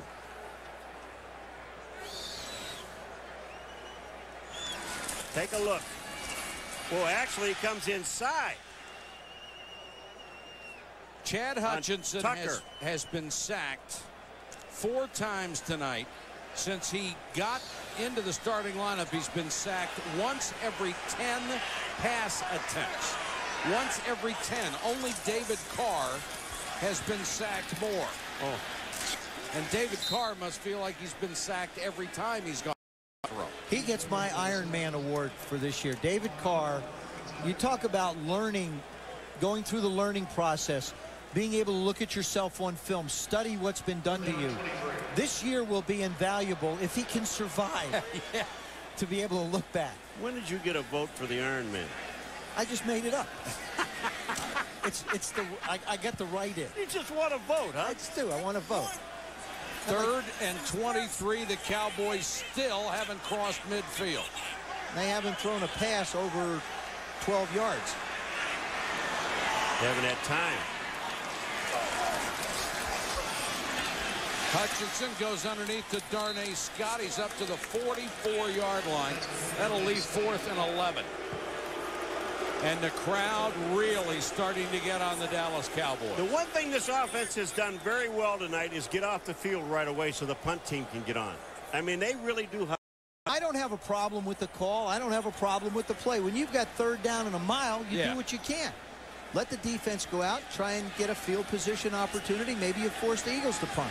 Mitchell waits at his 12 for Filipovic.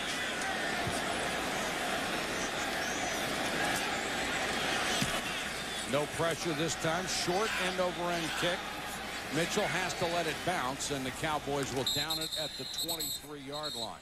7:18 to go 3rd quarter. The Eagles in control, looking for win number 12. I'm a player in the National Football Of the year. Time to put up those ornaments that you've had forever. Ho, ho, ho. Ho, ho, ho. Ho. Look at me. Come on, Very realistic, wasn't it? Sounds a lot like the Easter Bunny. Get in the Christmas spirit, Paulo. I am. Ho, ho, ho. All those Christmas eggs you get? I hang them on the tree. End around to Thrash. They love to run this play, but not this time. Kevin Hardy waiting. Let's go to Susan.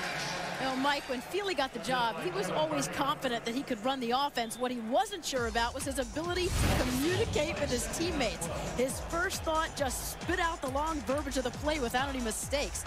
That was something he hadn't practiced. So before his first start, the solution was making the calls in front of a mirror. He said it's just like giving a speech. Practice makes perfect, and it's working. But he said he didn't bend over like he would in the huddle. Movement and a lot of it. Offense, number 72. 5-yard penalty, still 2nd down. That's the Pro Bowler Trey Thomas and Ebenezer Ecubon to fire across.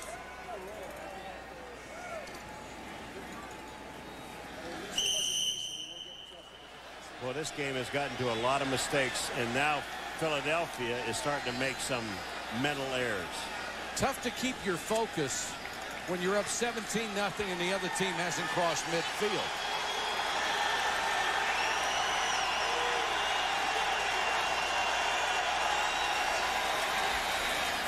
Feely to Westbrook, and Westbrook is taken down.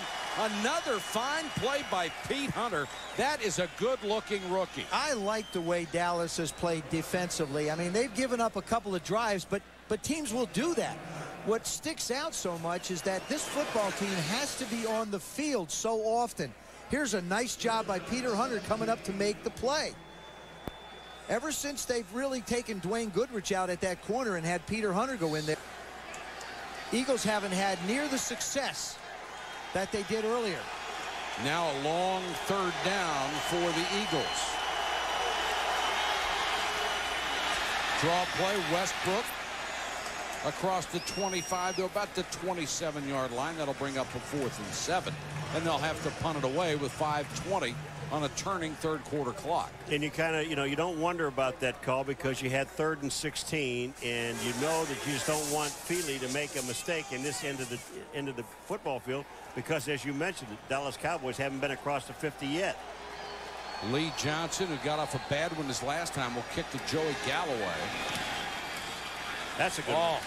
Killed it. Galloway all the way back to the 19-yard line.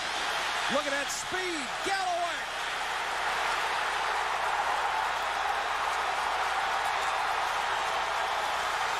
Joey Galloway out of bounds. Damian Douglas saved the touchdown. A 71-yard return. You know, you said look at the speed, and when he saw the opening, watch the move. Once he sees the opening, right now, he's back to the outside, and he is running. What a job by Damian Douglas, though. Just sort of using the sidelines, using it as much as you can to try and get Joey Galloway headed towards the sidelines and get him out of bounds. You have to figure with the way the Cowboy offense is operating and the way the Eagle defense is, chances of scoring here might be a little bit tough for him. Big play by Joey Galloway.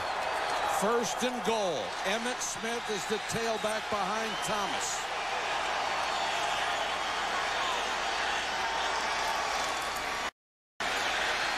Emmett cuts it back. And if there's ever been a guy who knows where the goal line is, it's Emmitt Smith. Boy, does he ever. You know, it's really been something with him with, you know, doing that auction off on the internet with the footballs and all that stuff. The thing that was amazing about it, he's raised a lot of money, over $300,000. 301 to be exact. But the thing about it is that he actually had someone buy the very first ball that he scored a touchdown with. And that was hard for me to, you know, to fathom. Well, this could be the last one he scores at Texas Stadium, so this has probably got some value. If he Hutchinson, play action. Everyone's covered. He runs. Oh, man. They just lit him up. Carlos Emmons was the first one there to get in a lick. One of two things is going to happen to Chad Hutchinson. I know what one of them. He will learn that you can't run over linebackers. I don't care how big he thinks he is. Puts his head down and gets absolutely, or he's going to wind up getting killed. and it looks like it's leaning. I mean, that sideline isn't that far away, Chad. It's okay. Yeah, but I mean, look at the target. He's 6'5". He's got a big frame, and they're putting a big target on him. 3rd and goal. Hutchinson again under pressure from Dawkins. Throws it away. They just came through the Dallas line like it wasn't there. And this is why the play by Damian Douglas was so important. We always talk about special team plays. We see big returns. We see block kicks. But his ability to get Joey Galloway out of bounds gives his defense a chance to come out and put pressure on Chad Hutchinson. Well, what they were going to do is send on the field goal team, and these people started to boo. And they might have been a riot. Yeah, they pulled him back. I mean, what are you kicking a field goal for when you're down by 17 and you're not going anywhere? In the last couple of games, Campo has been criticized in one against San Francisco and praised for going it last week on 4th down. Hutchinson. Galloway, incomplete. The pass was underthrown by about 4 yards. Bobby Taylor was right with him. Underthrown. This thing, it looks like it was shot out of the air. It went up in the air and just died. Hutchinson never gave Galloway a chance to make a play. Neither did Bobby Taylor. Emmitt Smith, after that last series, comes to the sideline, not very happy, and you can understand. He gained 6 yards on 1st and goal from the 9, never touched the ball again. Not happy with the play call. And Deuce Staley taken down at the 2.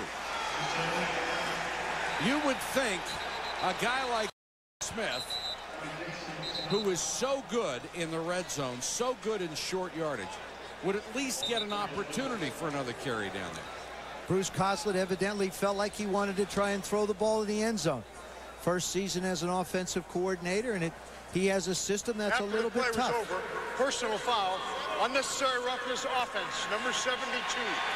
Half the distance to the goal, it's 2nd down. That's Trey Thomas, and they will mark it off half the distance. Could be the shortest penalty that they've ever had for a personal foul. It's going to be about a half a yard. Can I tell you something? I've thought about this for a long time. Now, if something would happen with Dallas on a personal foul, they'll get 15 yards to move it out. Yeah. I think if it happens in that area like that where they only got 1, then they should only get 1 the other way. Well, wow. I like that. I like it. We'll write that. Thought about it a lot last night. That's that write-in suggestion. Yes. You can vote for that. Vote online. But you can see it was upset. I mean, he gained 6 yards, and then they throw the ball 3 times. 2nd and goal at the 3, and he doesn't get it. Now from the 1, empty backfield. Feely intended for Pinkston and perfectly covered by Pete Hunter. You've got to say that rookie is making an impression tonight. You know, in this situation, if you're going to run the ball, you're probably not really even going to gain enough yards to get a comfortable punt. So you're going to wind up punting out of the end zone. You know, Paulie, it's got to get up quick. I'd block everybody and take a shot with either Thrash or Pinkston. Just let them run down the field. If you throw it up inbounds, there's a real good chance you're going to get an interference call if it's not caught.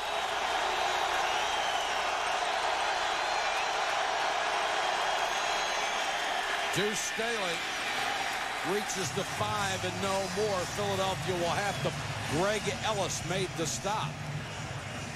So the Cowboys defense has made a couple of big defensive stops the last 2 times the Eagles have had the ball.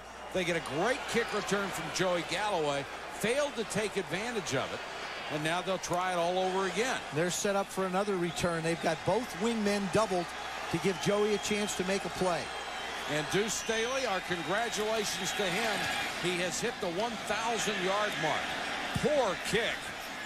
Short of the 40, and even takes a Dallas bounce. So Lee Johnson struggling tonight. Now flags are down, and we've got 2 players going at each other. Damian Douglas is the Eagle.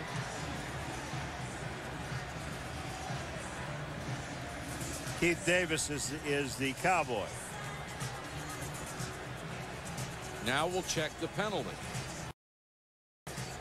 Well, Dallas stands to get the ball at the 38, pending a walk-off against somebody.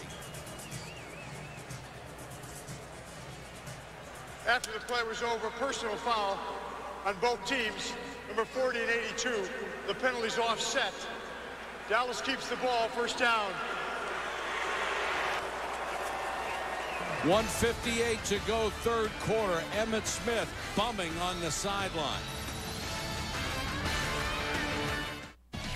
1,000-yard season tonight, 1,000 on the nose.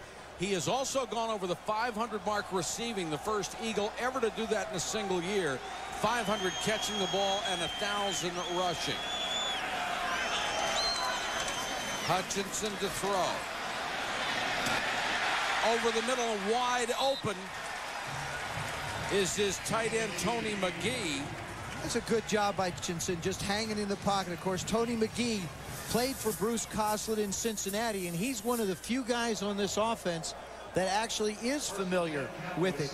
Of course, Darnay Scott is another one who they brought over, but everybody else has sort of learned on the run. And for one of the few times tonight, Hutchinson actually had a chance to go back, set his feet, and throw. I think they had maximum protection, that's why. I think he has a chance. It's just going to take more time than it would normally. Emmitt on the toss. Breaks a tackle. Can't break a second one after he reached the 20. And is taken down by Troy Vincent. You know, I talked about him in the open, about his pride. Emmitt Smith in his pride. He wants to win more than that 1,000 yards. He wants to get, but watch this run. Bang, bang. That's 3, 4. The 5th guy, Troy Vincent, is the guy that brings him down. After other hits, and this guy picks up almost 5 yards. And he goes out of the game on 2nd down and 6. I'm sorry, I just don't agree with a lot of the play calling here. You know, every time the guy touches the ball, he's getting you 4 yards, 5 yards. You play one play with him, and then you take him out. He doesn't agree either, Joe. That's baloney. Hambrick in there now, and Hutchinson scrambles. And has to get out of bounds in front of the charging Carlos Emmons. That time, discretion over valor. You got to sit there and look at this guy and really feel sorry for him. I mean, here is a guy that his whole heart and soul is winning a football game for the Dallas Cowboys. And you're right. You give him the ball, he picks up 5 or 6 yards, and then you take him out. I don't care who the other guys are. Keep him in. 3rd and 10. They have used Wiley as a 3rd down back much of this year. Hambrick, a leaf back for Emmitt. And that's going to be the end of the 3rd quarter here at Texas Stadium. Eagles 17, Cowboys nothing.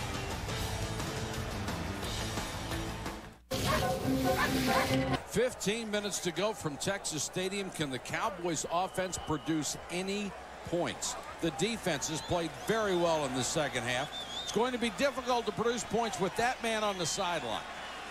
And that defense coming at you right up the middle. No, they're not coming. They're coming with 4. That's plenty. 3rd and 10. The pass intended for Wiley, incomplete. And you don't kick a field goal here. Yes, they're you do. going to. Well, but you do. But why? I mean, why? Well, a lot of things haven't made sense, Paul. Why should it start now? That's true. That is absolutely true.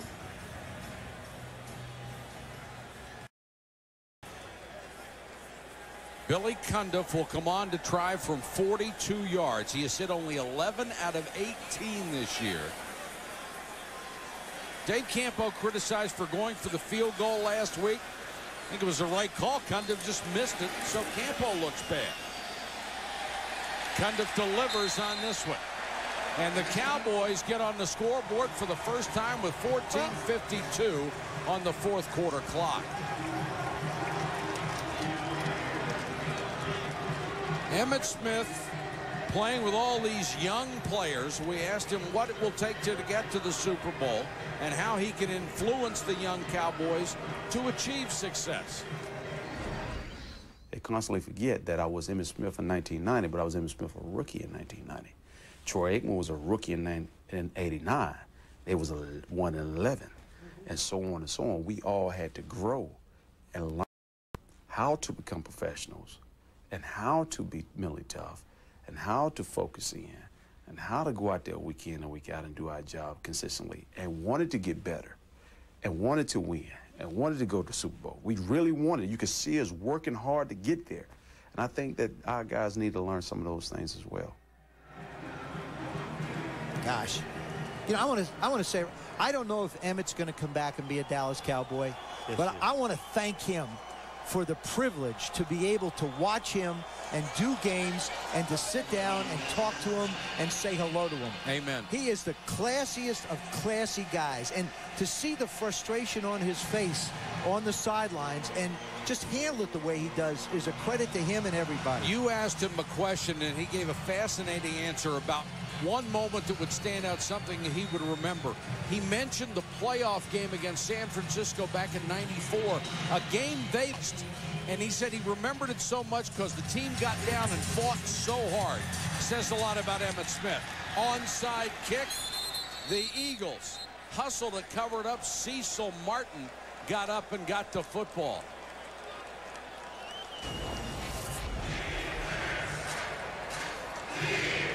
He will lead this team in rushing for the 13th straight year. Nobody has ever done it that many times. Walter Payton, 12 for Chicago. Franco Harris, 12 for the Pittsburgh Steelers. 13 incredible years for Emmitt Smith.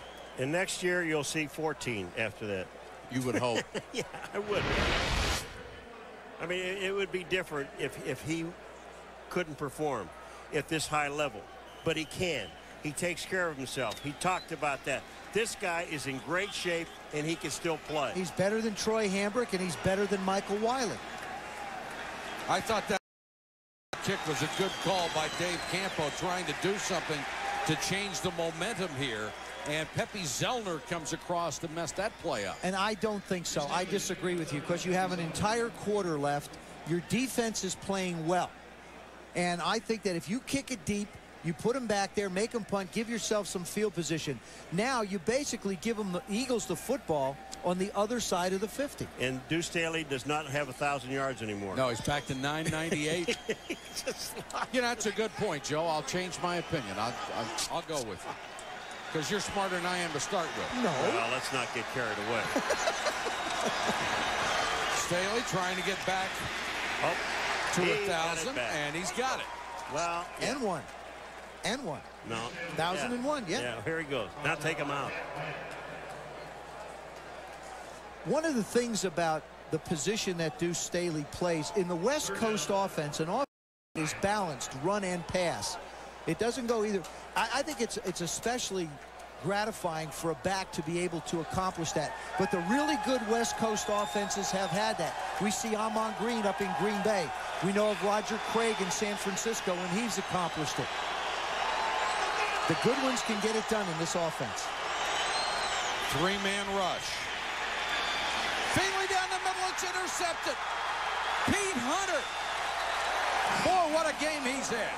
Boy, did he read this thing perfectly. He just watched A.J. Feely, the quarterback, and just stepped in. He showed great quickness. Pete Hunter, number 47, to pick this ball up. This kid's a keeper. Dallas has the ball back.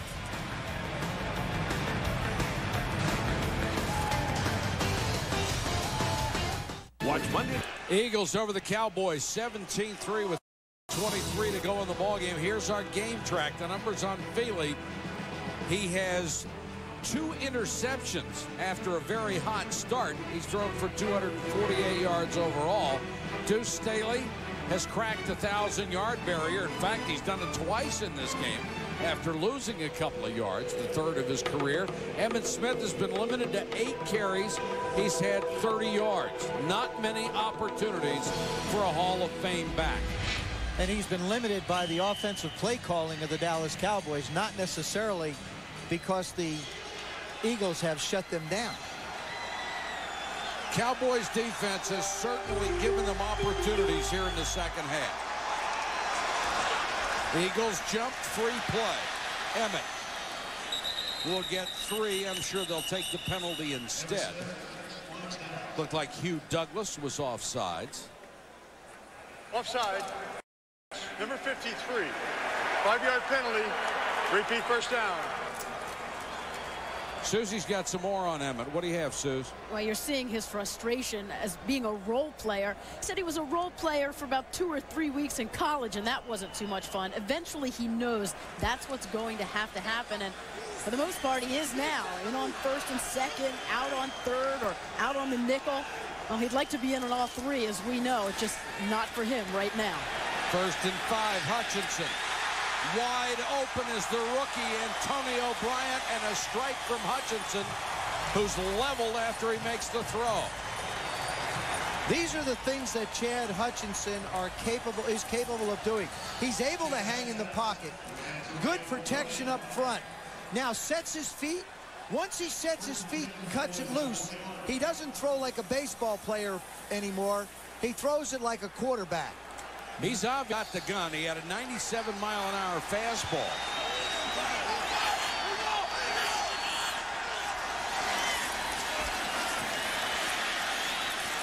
Intercepted. Picked off by Sean Barber, and he's going to go all the way. 80 yards for a touchdown. Boy, I'll tell you what, I don't know if that was Brandon Whiting or not, number 98, but they put some heat on Chad Hutchinson, and he was hit when he threw this ball. He never had a chance to get enough stuff on the ball to get it to the outside. And Sean Barber just played it perfectly. Well, the other thing is, you'll see he's looking to the right. And watch where he's looking. He's looking out to the right, and then he comes back late to make the throw. You can't do that. You just can't do that. See, he's all the way out to the right.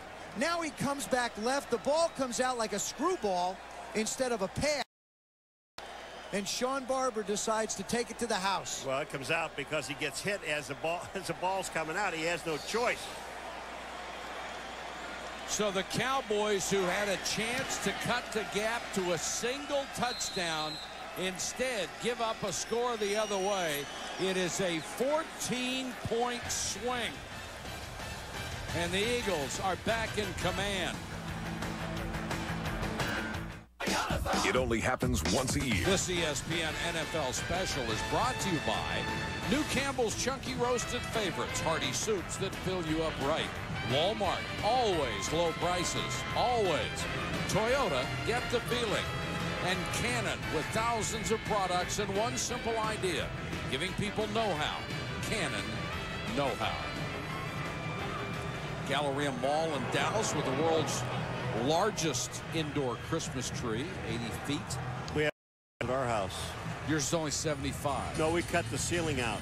No, the way it goes that high. The way you tell stories about Christmas trees, I'm surprised it's 2 feet tall. Woody Dantzler is deep.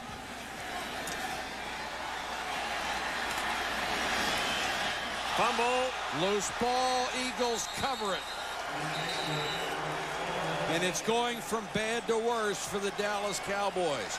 Keith Adams appeared to be the guy who shook it loose.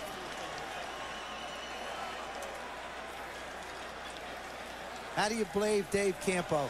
This is a rookie return guy, just lazy in his way, cruising along like it's a Sunday stroll instead of returning a kick coming out. Keith Adams just gives him a shot. I mean, he's just like he's out on a jog.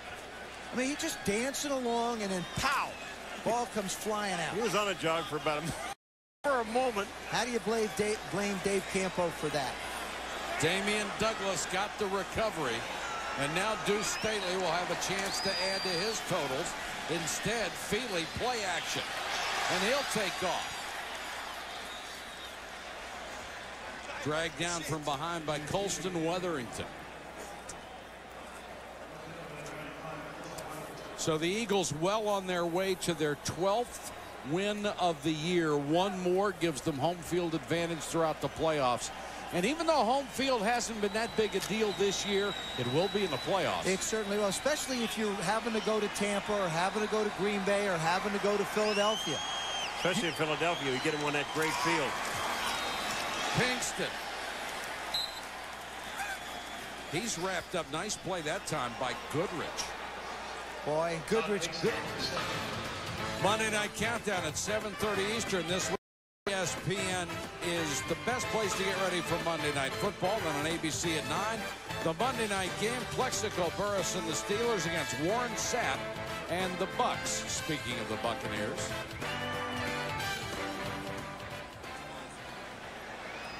Yeah, but what a great game we have tomorrow night with the Jets in New England. I mean, so much is at stake in that football game. I'm excited. I mean, you talk about an adrenaline rush for the players. It's going to be great for us to be in new Gillette Stadium with so much riding for them. Bob Kraft very proud of the new stadium for which he spent his own money, and rightfully so. We have an injury timeout. We'll be back in a moment. Capital One be the final home game for the great Emmitt Smith.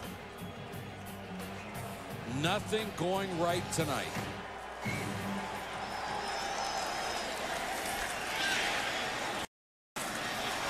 Dorsey Levens, nice juggling catch, and then Roy Williams just lays it to him on the sideline. If it moves, Roy Williams will try to knock it out. Well, Roy Williams, we had a chance to talk to him, and I'm going to tell you, he just about knocked out Dorsey Levens.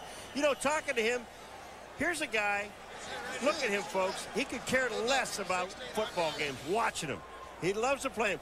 Here comes Roy Williams now, and you're going to see what he really loves to do is right about now.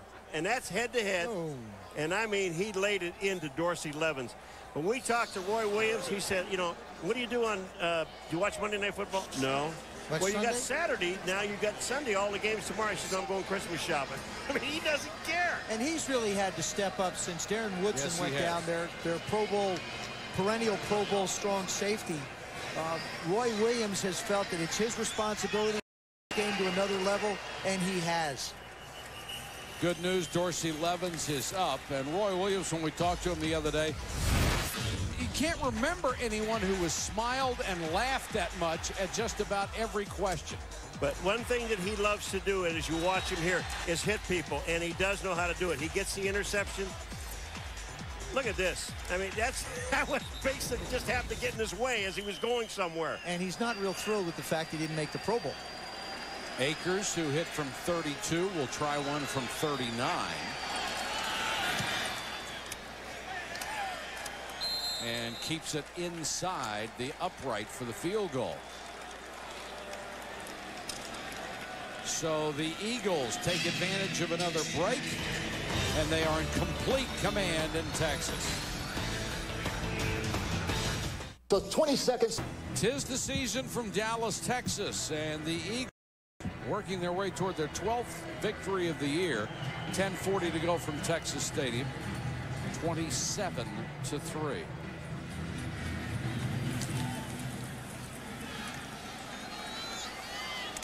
Dantzler, who fumbled the last time. Fumbled again. Took a wicked hit again. This time the Cowboys cover up. Let's go to Susie Colbert. Well, Mike, tonight you're seeing how impressive this Eagle defense can be, and Brian Dawkins is one of the guys that makes them go. He's trying to redefine the safety position, and few players are as versatile as him.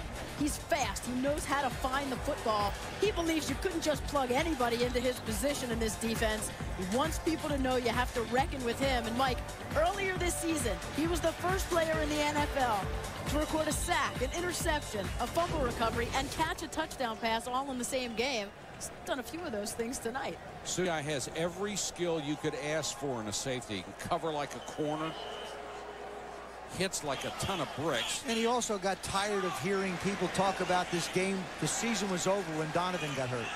Exactly. Eagles jump this time, and Hambrick will get a carry. Dancing in the hole. He'll lose a couple. Darwin Walker looked like he was offside. Offside, defense, number 97, 5-yard penalty. Repeat first down. Of course, Brian Dawkins isn't the only guy going to the Pro Bowl from this secondary.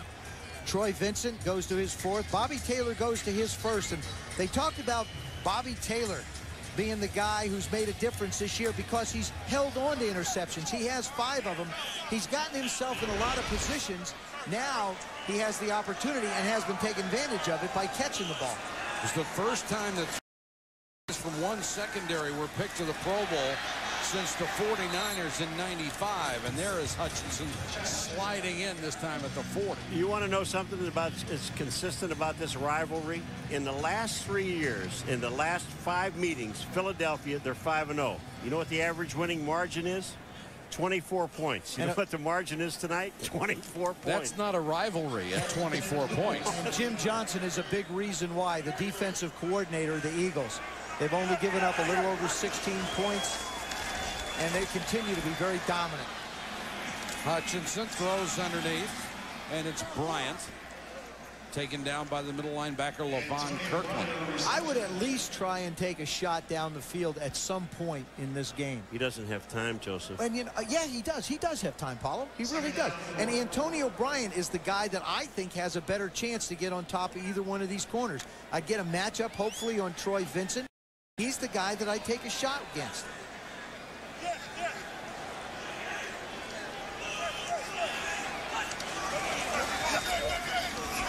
There he goes. Take that shot downfield. Hutchinson buried at the 30. See how Never that had a chance. Brandon Whiting took the shot. See how that time he had to throw the ball downfield? What is the matter with you? Are you watching the same game I'm watching here? This poor kid is about to get himself killed tonight, and these guys are doing it with a 4-man rush. Here comes Brandon Whiting again. He's the guy that hit him on the play that went for the touchdown on the interception. Here he is again with the sack. And we were talking to Dave Campo. He said because of the inexperience on this offensive line, if they run ET tricks, which is the end and tackle, crisscrossing, he said our guys can't pick it up. That time, Javier Collins couldn't find the right guy. That was the 2nd sack for Brendan Whiting. Give him 7 for the year. And for the Eagles, it was number 6. They lead the NFL in sacks. 8:29 to go in the game. The Eagles coasting in Dallas. Monday on the Sports Connection, we look at the year gone by. Limited opportunities tonight in what may be his final game as a Dallas Cowboy at home. We certainly hope not, but it's a possibility.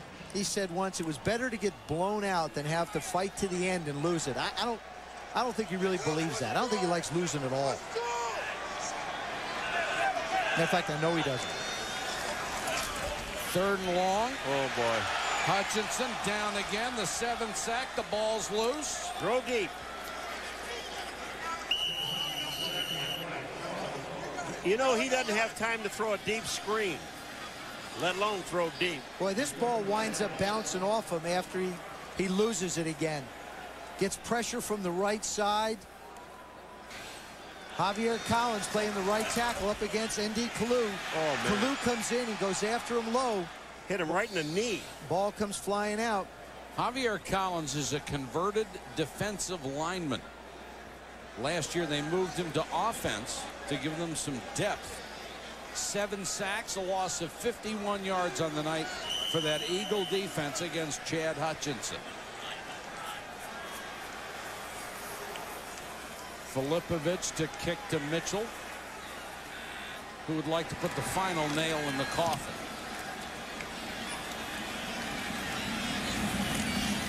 Makes the fair catch signal up around the 43. Let's go to Susie. Well, we should update everyone on Donovan McNabb's progress coming back from that broken foot.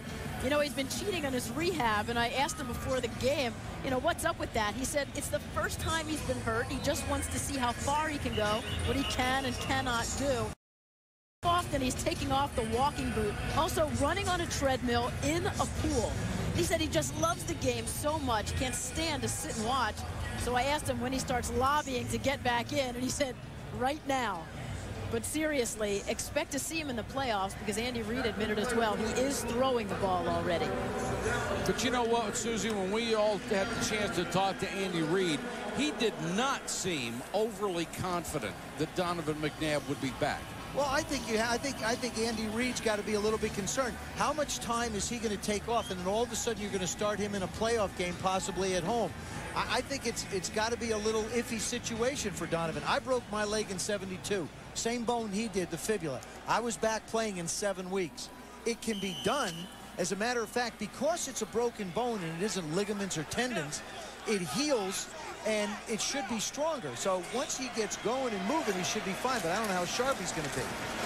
Staley, when that Cowboy defense has played tough in the second half, that was Lynn Scott who came up and had good form on that tackle. The other thing about the quarterback situation is Koy Detmer probably will start for the Eagles next week because Andy Reid believes that if you get hurt, you don't lose your job.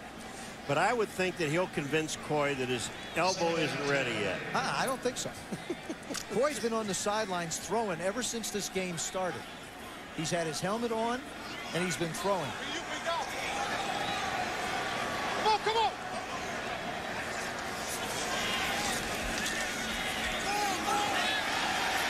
Feely lets it loose. That one was intended for Freddie Mitchell. He was well covered. Let's check in with Susie. And Mike, we should say how cool Andy Reid has been about the quarterback situation. The whole team looked to him after Donovan went down. Douglas said he watched him look at the x-rays, and obviously results were bad, but he wanted to see how Andy would react. If a head coach is going to crumble, what does that say about how he feels about the whole rest of the team? Totally cool. He said, you know what? We're going to be okay. You offered a hug to his head coach. He said, nope, we're going to be okay. And they all believe that. They trust him. Susie, you're absolutely right. And cool is a good word to apply to Andy Reid.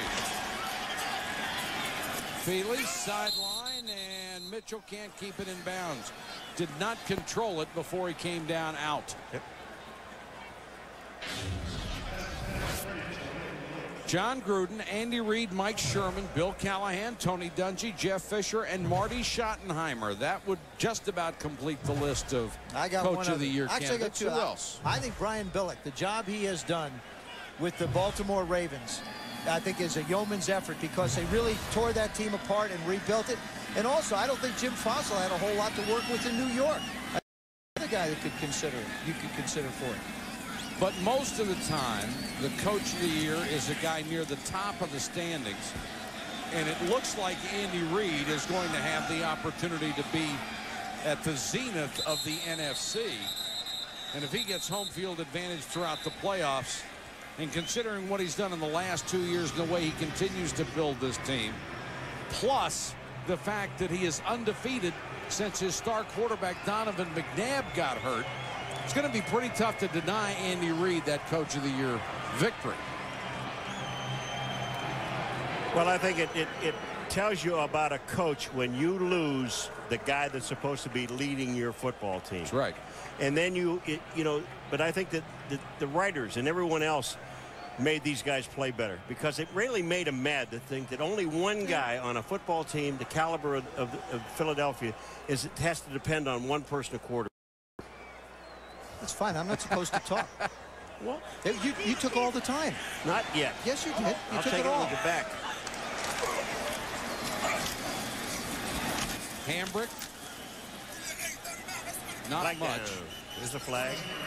I've always believed that, to me, it seems like the Coach of the Year is a guy that doesn't necessarily have a team that has a lot of talent.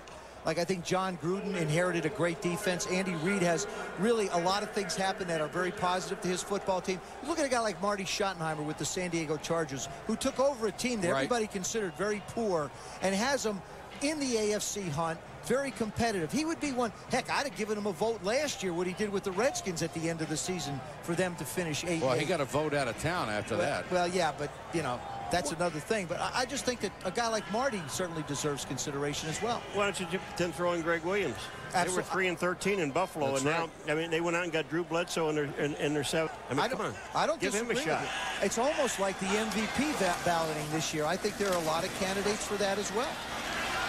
Hamburg hitting the backfield, bounces off a tackle, then is cut down at the 10. Lito Shepherd, nice job coming up from the secondary. Lito Shepherd, a rookie out of Florida, their #1 pick.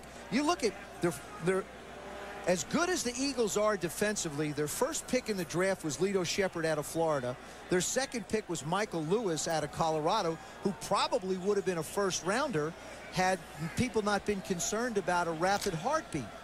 And it seems to be fine. Andy was very comfortable with it, so they've added to this defense. 2nd and 19.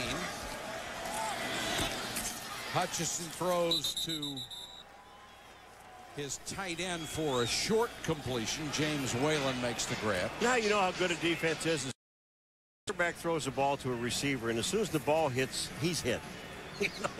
There's no room for anybody to maneuver after you catch the ball. You catch it, oh, you get whacked. Well, Chad Hutchinson will have a lot of film to look at to be able to study his improvement. And I enjoyed talking to him. The young man, it was interesting. Kid. Well, it was sharp, but he also said, everybody talks about rookies and the speed of the game. He said, I have no reference point. I didn't play much in college, so the speed of the game is whatever it is for me. Whalen, again, one-hand catch. Nice run after the grab up to the 28-yard line. Keep in mind, the Cowboys started this year with Quincy Carter as their quarterback. They declared him the quarterback of the future. That didn't work. That was after they had Tony Banks. That didn't work, and now they go to another young man, Chad Hutchinson. You have stability on a football team, and I think most of all you have to have stability at quarterback. But you can't keep drafting baseball players. That's true. Got a 97-mile-an-hour fastball. So what? Bring in somebody that has some football background that's actually had it and played. Well, unless he's going to pitch at the summer picnic for the team, not going to help you a lot. He's got a 97-mile-an-hour fastball. Mitchell, another flag is down as Mitchell reaches the 39, 15-yard return. You know what's going to add a little more insult to injury? Flozell Adams was limping off the field after that last play, and he's the only standing starter that they have.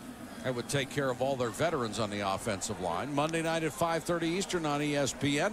Quarterback Cliff Kingsbury leads the high-powered Texas Tech offense against the Clemson Tigers in the Mazda Tangerine Bowl. That will kick off Capital One Bowl Week on ESPN and ESPN2. All Kingsbury did this year was throw 42 touchdown passes, over 4,600 yards. And if he had not had that one bad game against Oklahoma, he would have been in the Theismann balloting very high up. I had an opportunity to spend some time down at the New Orleans Bowl earlier this week that we had on ESPN2 with Cincinnati and North Texas. And there's a young man that was honored there by the name of Neil Perry, who lost his leg at San Jose State, the lower part of his leg. He had a compound fracture. They took the leg off. He has a prosthesis, and he's planning on coming back and playing football this year. That's great. What a wonderfully courageous young man. Westbrook now in to get the share of the running back duties, and it has been a struggle for the Dallas fans the last 3 years. And Emmitt Smith really just never got a chance to do much after the opening series, had 3 runs and a pass reception, and then most of the time was taken off the field after down plays. Well, he's taken off the field now on first downs also. Westbrook across the 30, and the one I have to go back to with Emmitt Smith is when the Cowboys were still in the game, had the ball first and goal at the 9. He gets the carry on first down, gets 6 yards to the 3, and then they throw 3 times and come away with nothing. Well, I found it interesting with all the talk possibly about Bill Parcells having a conversation with Jerry Jones and Dave Campo and everything. What stands out in my mind so vividly about Bill Parcells is he made the statement, I believe, when he was with New England. He said, if you want me to do the cooking. Let me go shop for the players. And with Jerry Jones having the control that he has over player development here and the players on this football team, can that actually be a marriage that can work if that comes to pass? Westbrook up near the 40, and that's an excellent point, because although Bill tonight, he has never been the control freak everyone always accused him of being. He did make that statement that if you want me to cook dinner, I have to go buy the groceries. And Jerry Jones has been the general manager here. You don't see him giving that up, do you? We know that Bill loves control. Who's he kidding? I mean, all of us that have known Bill so long, and it's to his credit that he wants control. But him to sit there and say, I don't want all that control. No, I think it's his football team. For him to be able to put his mark on it, he has to have control. The Eagles, speaking of control, just trying to control the clock right now with a 24-point lead. And wake up, Paul. We only have 2:21 to go. I'm just sitting here thinking, I would love to know what they talked about for 5 hours. Just players. What? You know, rules, philosophy. Players, philosophy. You know, decorations on Christmas trees. Okay, thank you very much. I'd love to Things hear like it. I wish they would have taped it. Cowboys didn't barely come up in the conversation. Emmett, maybe. Might have come up. Maybe they talked about Emmett just a little bit. Oh, the weather outside is... Stay tuned for Sports Center. It's coming up next with Carl Ravitch and Rich Eisen. Will Parcells. Hi, guys.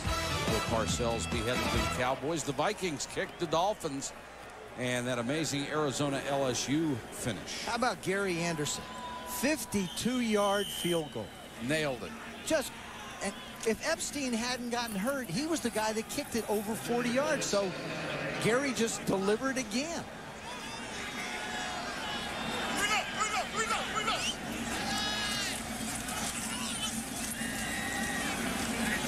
Westbrook takes it out to near the 43-yard line.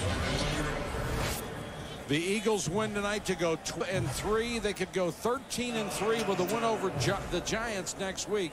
They have the tiebreakers on Tampa Bay and Green Bay. They would be guaranteed home field advantage throughout the playoffs.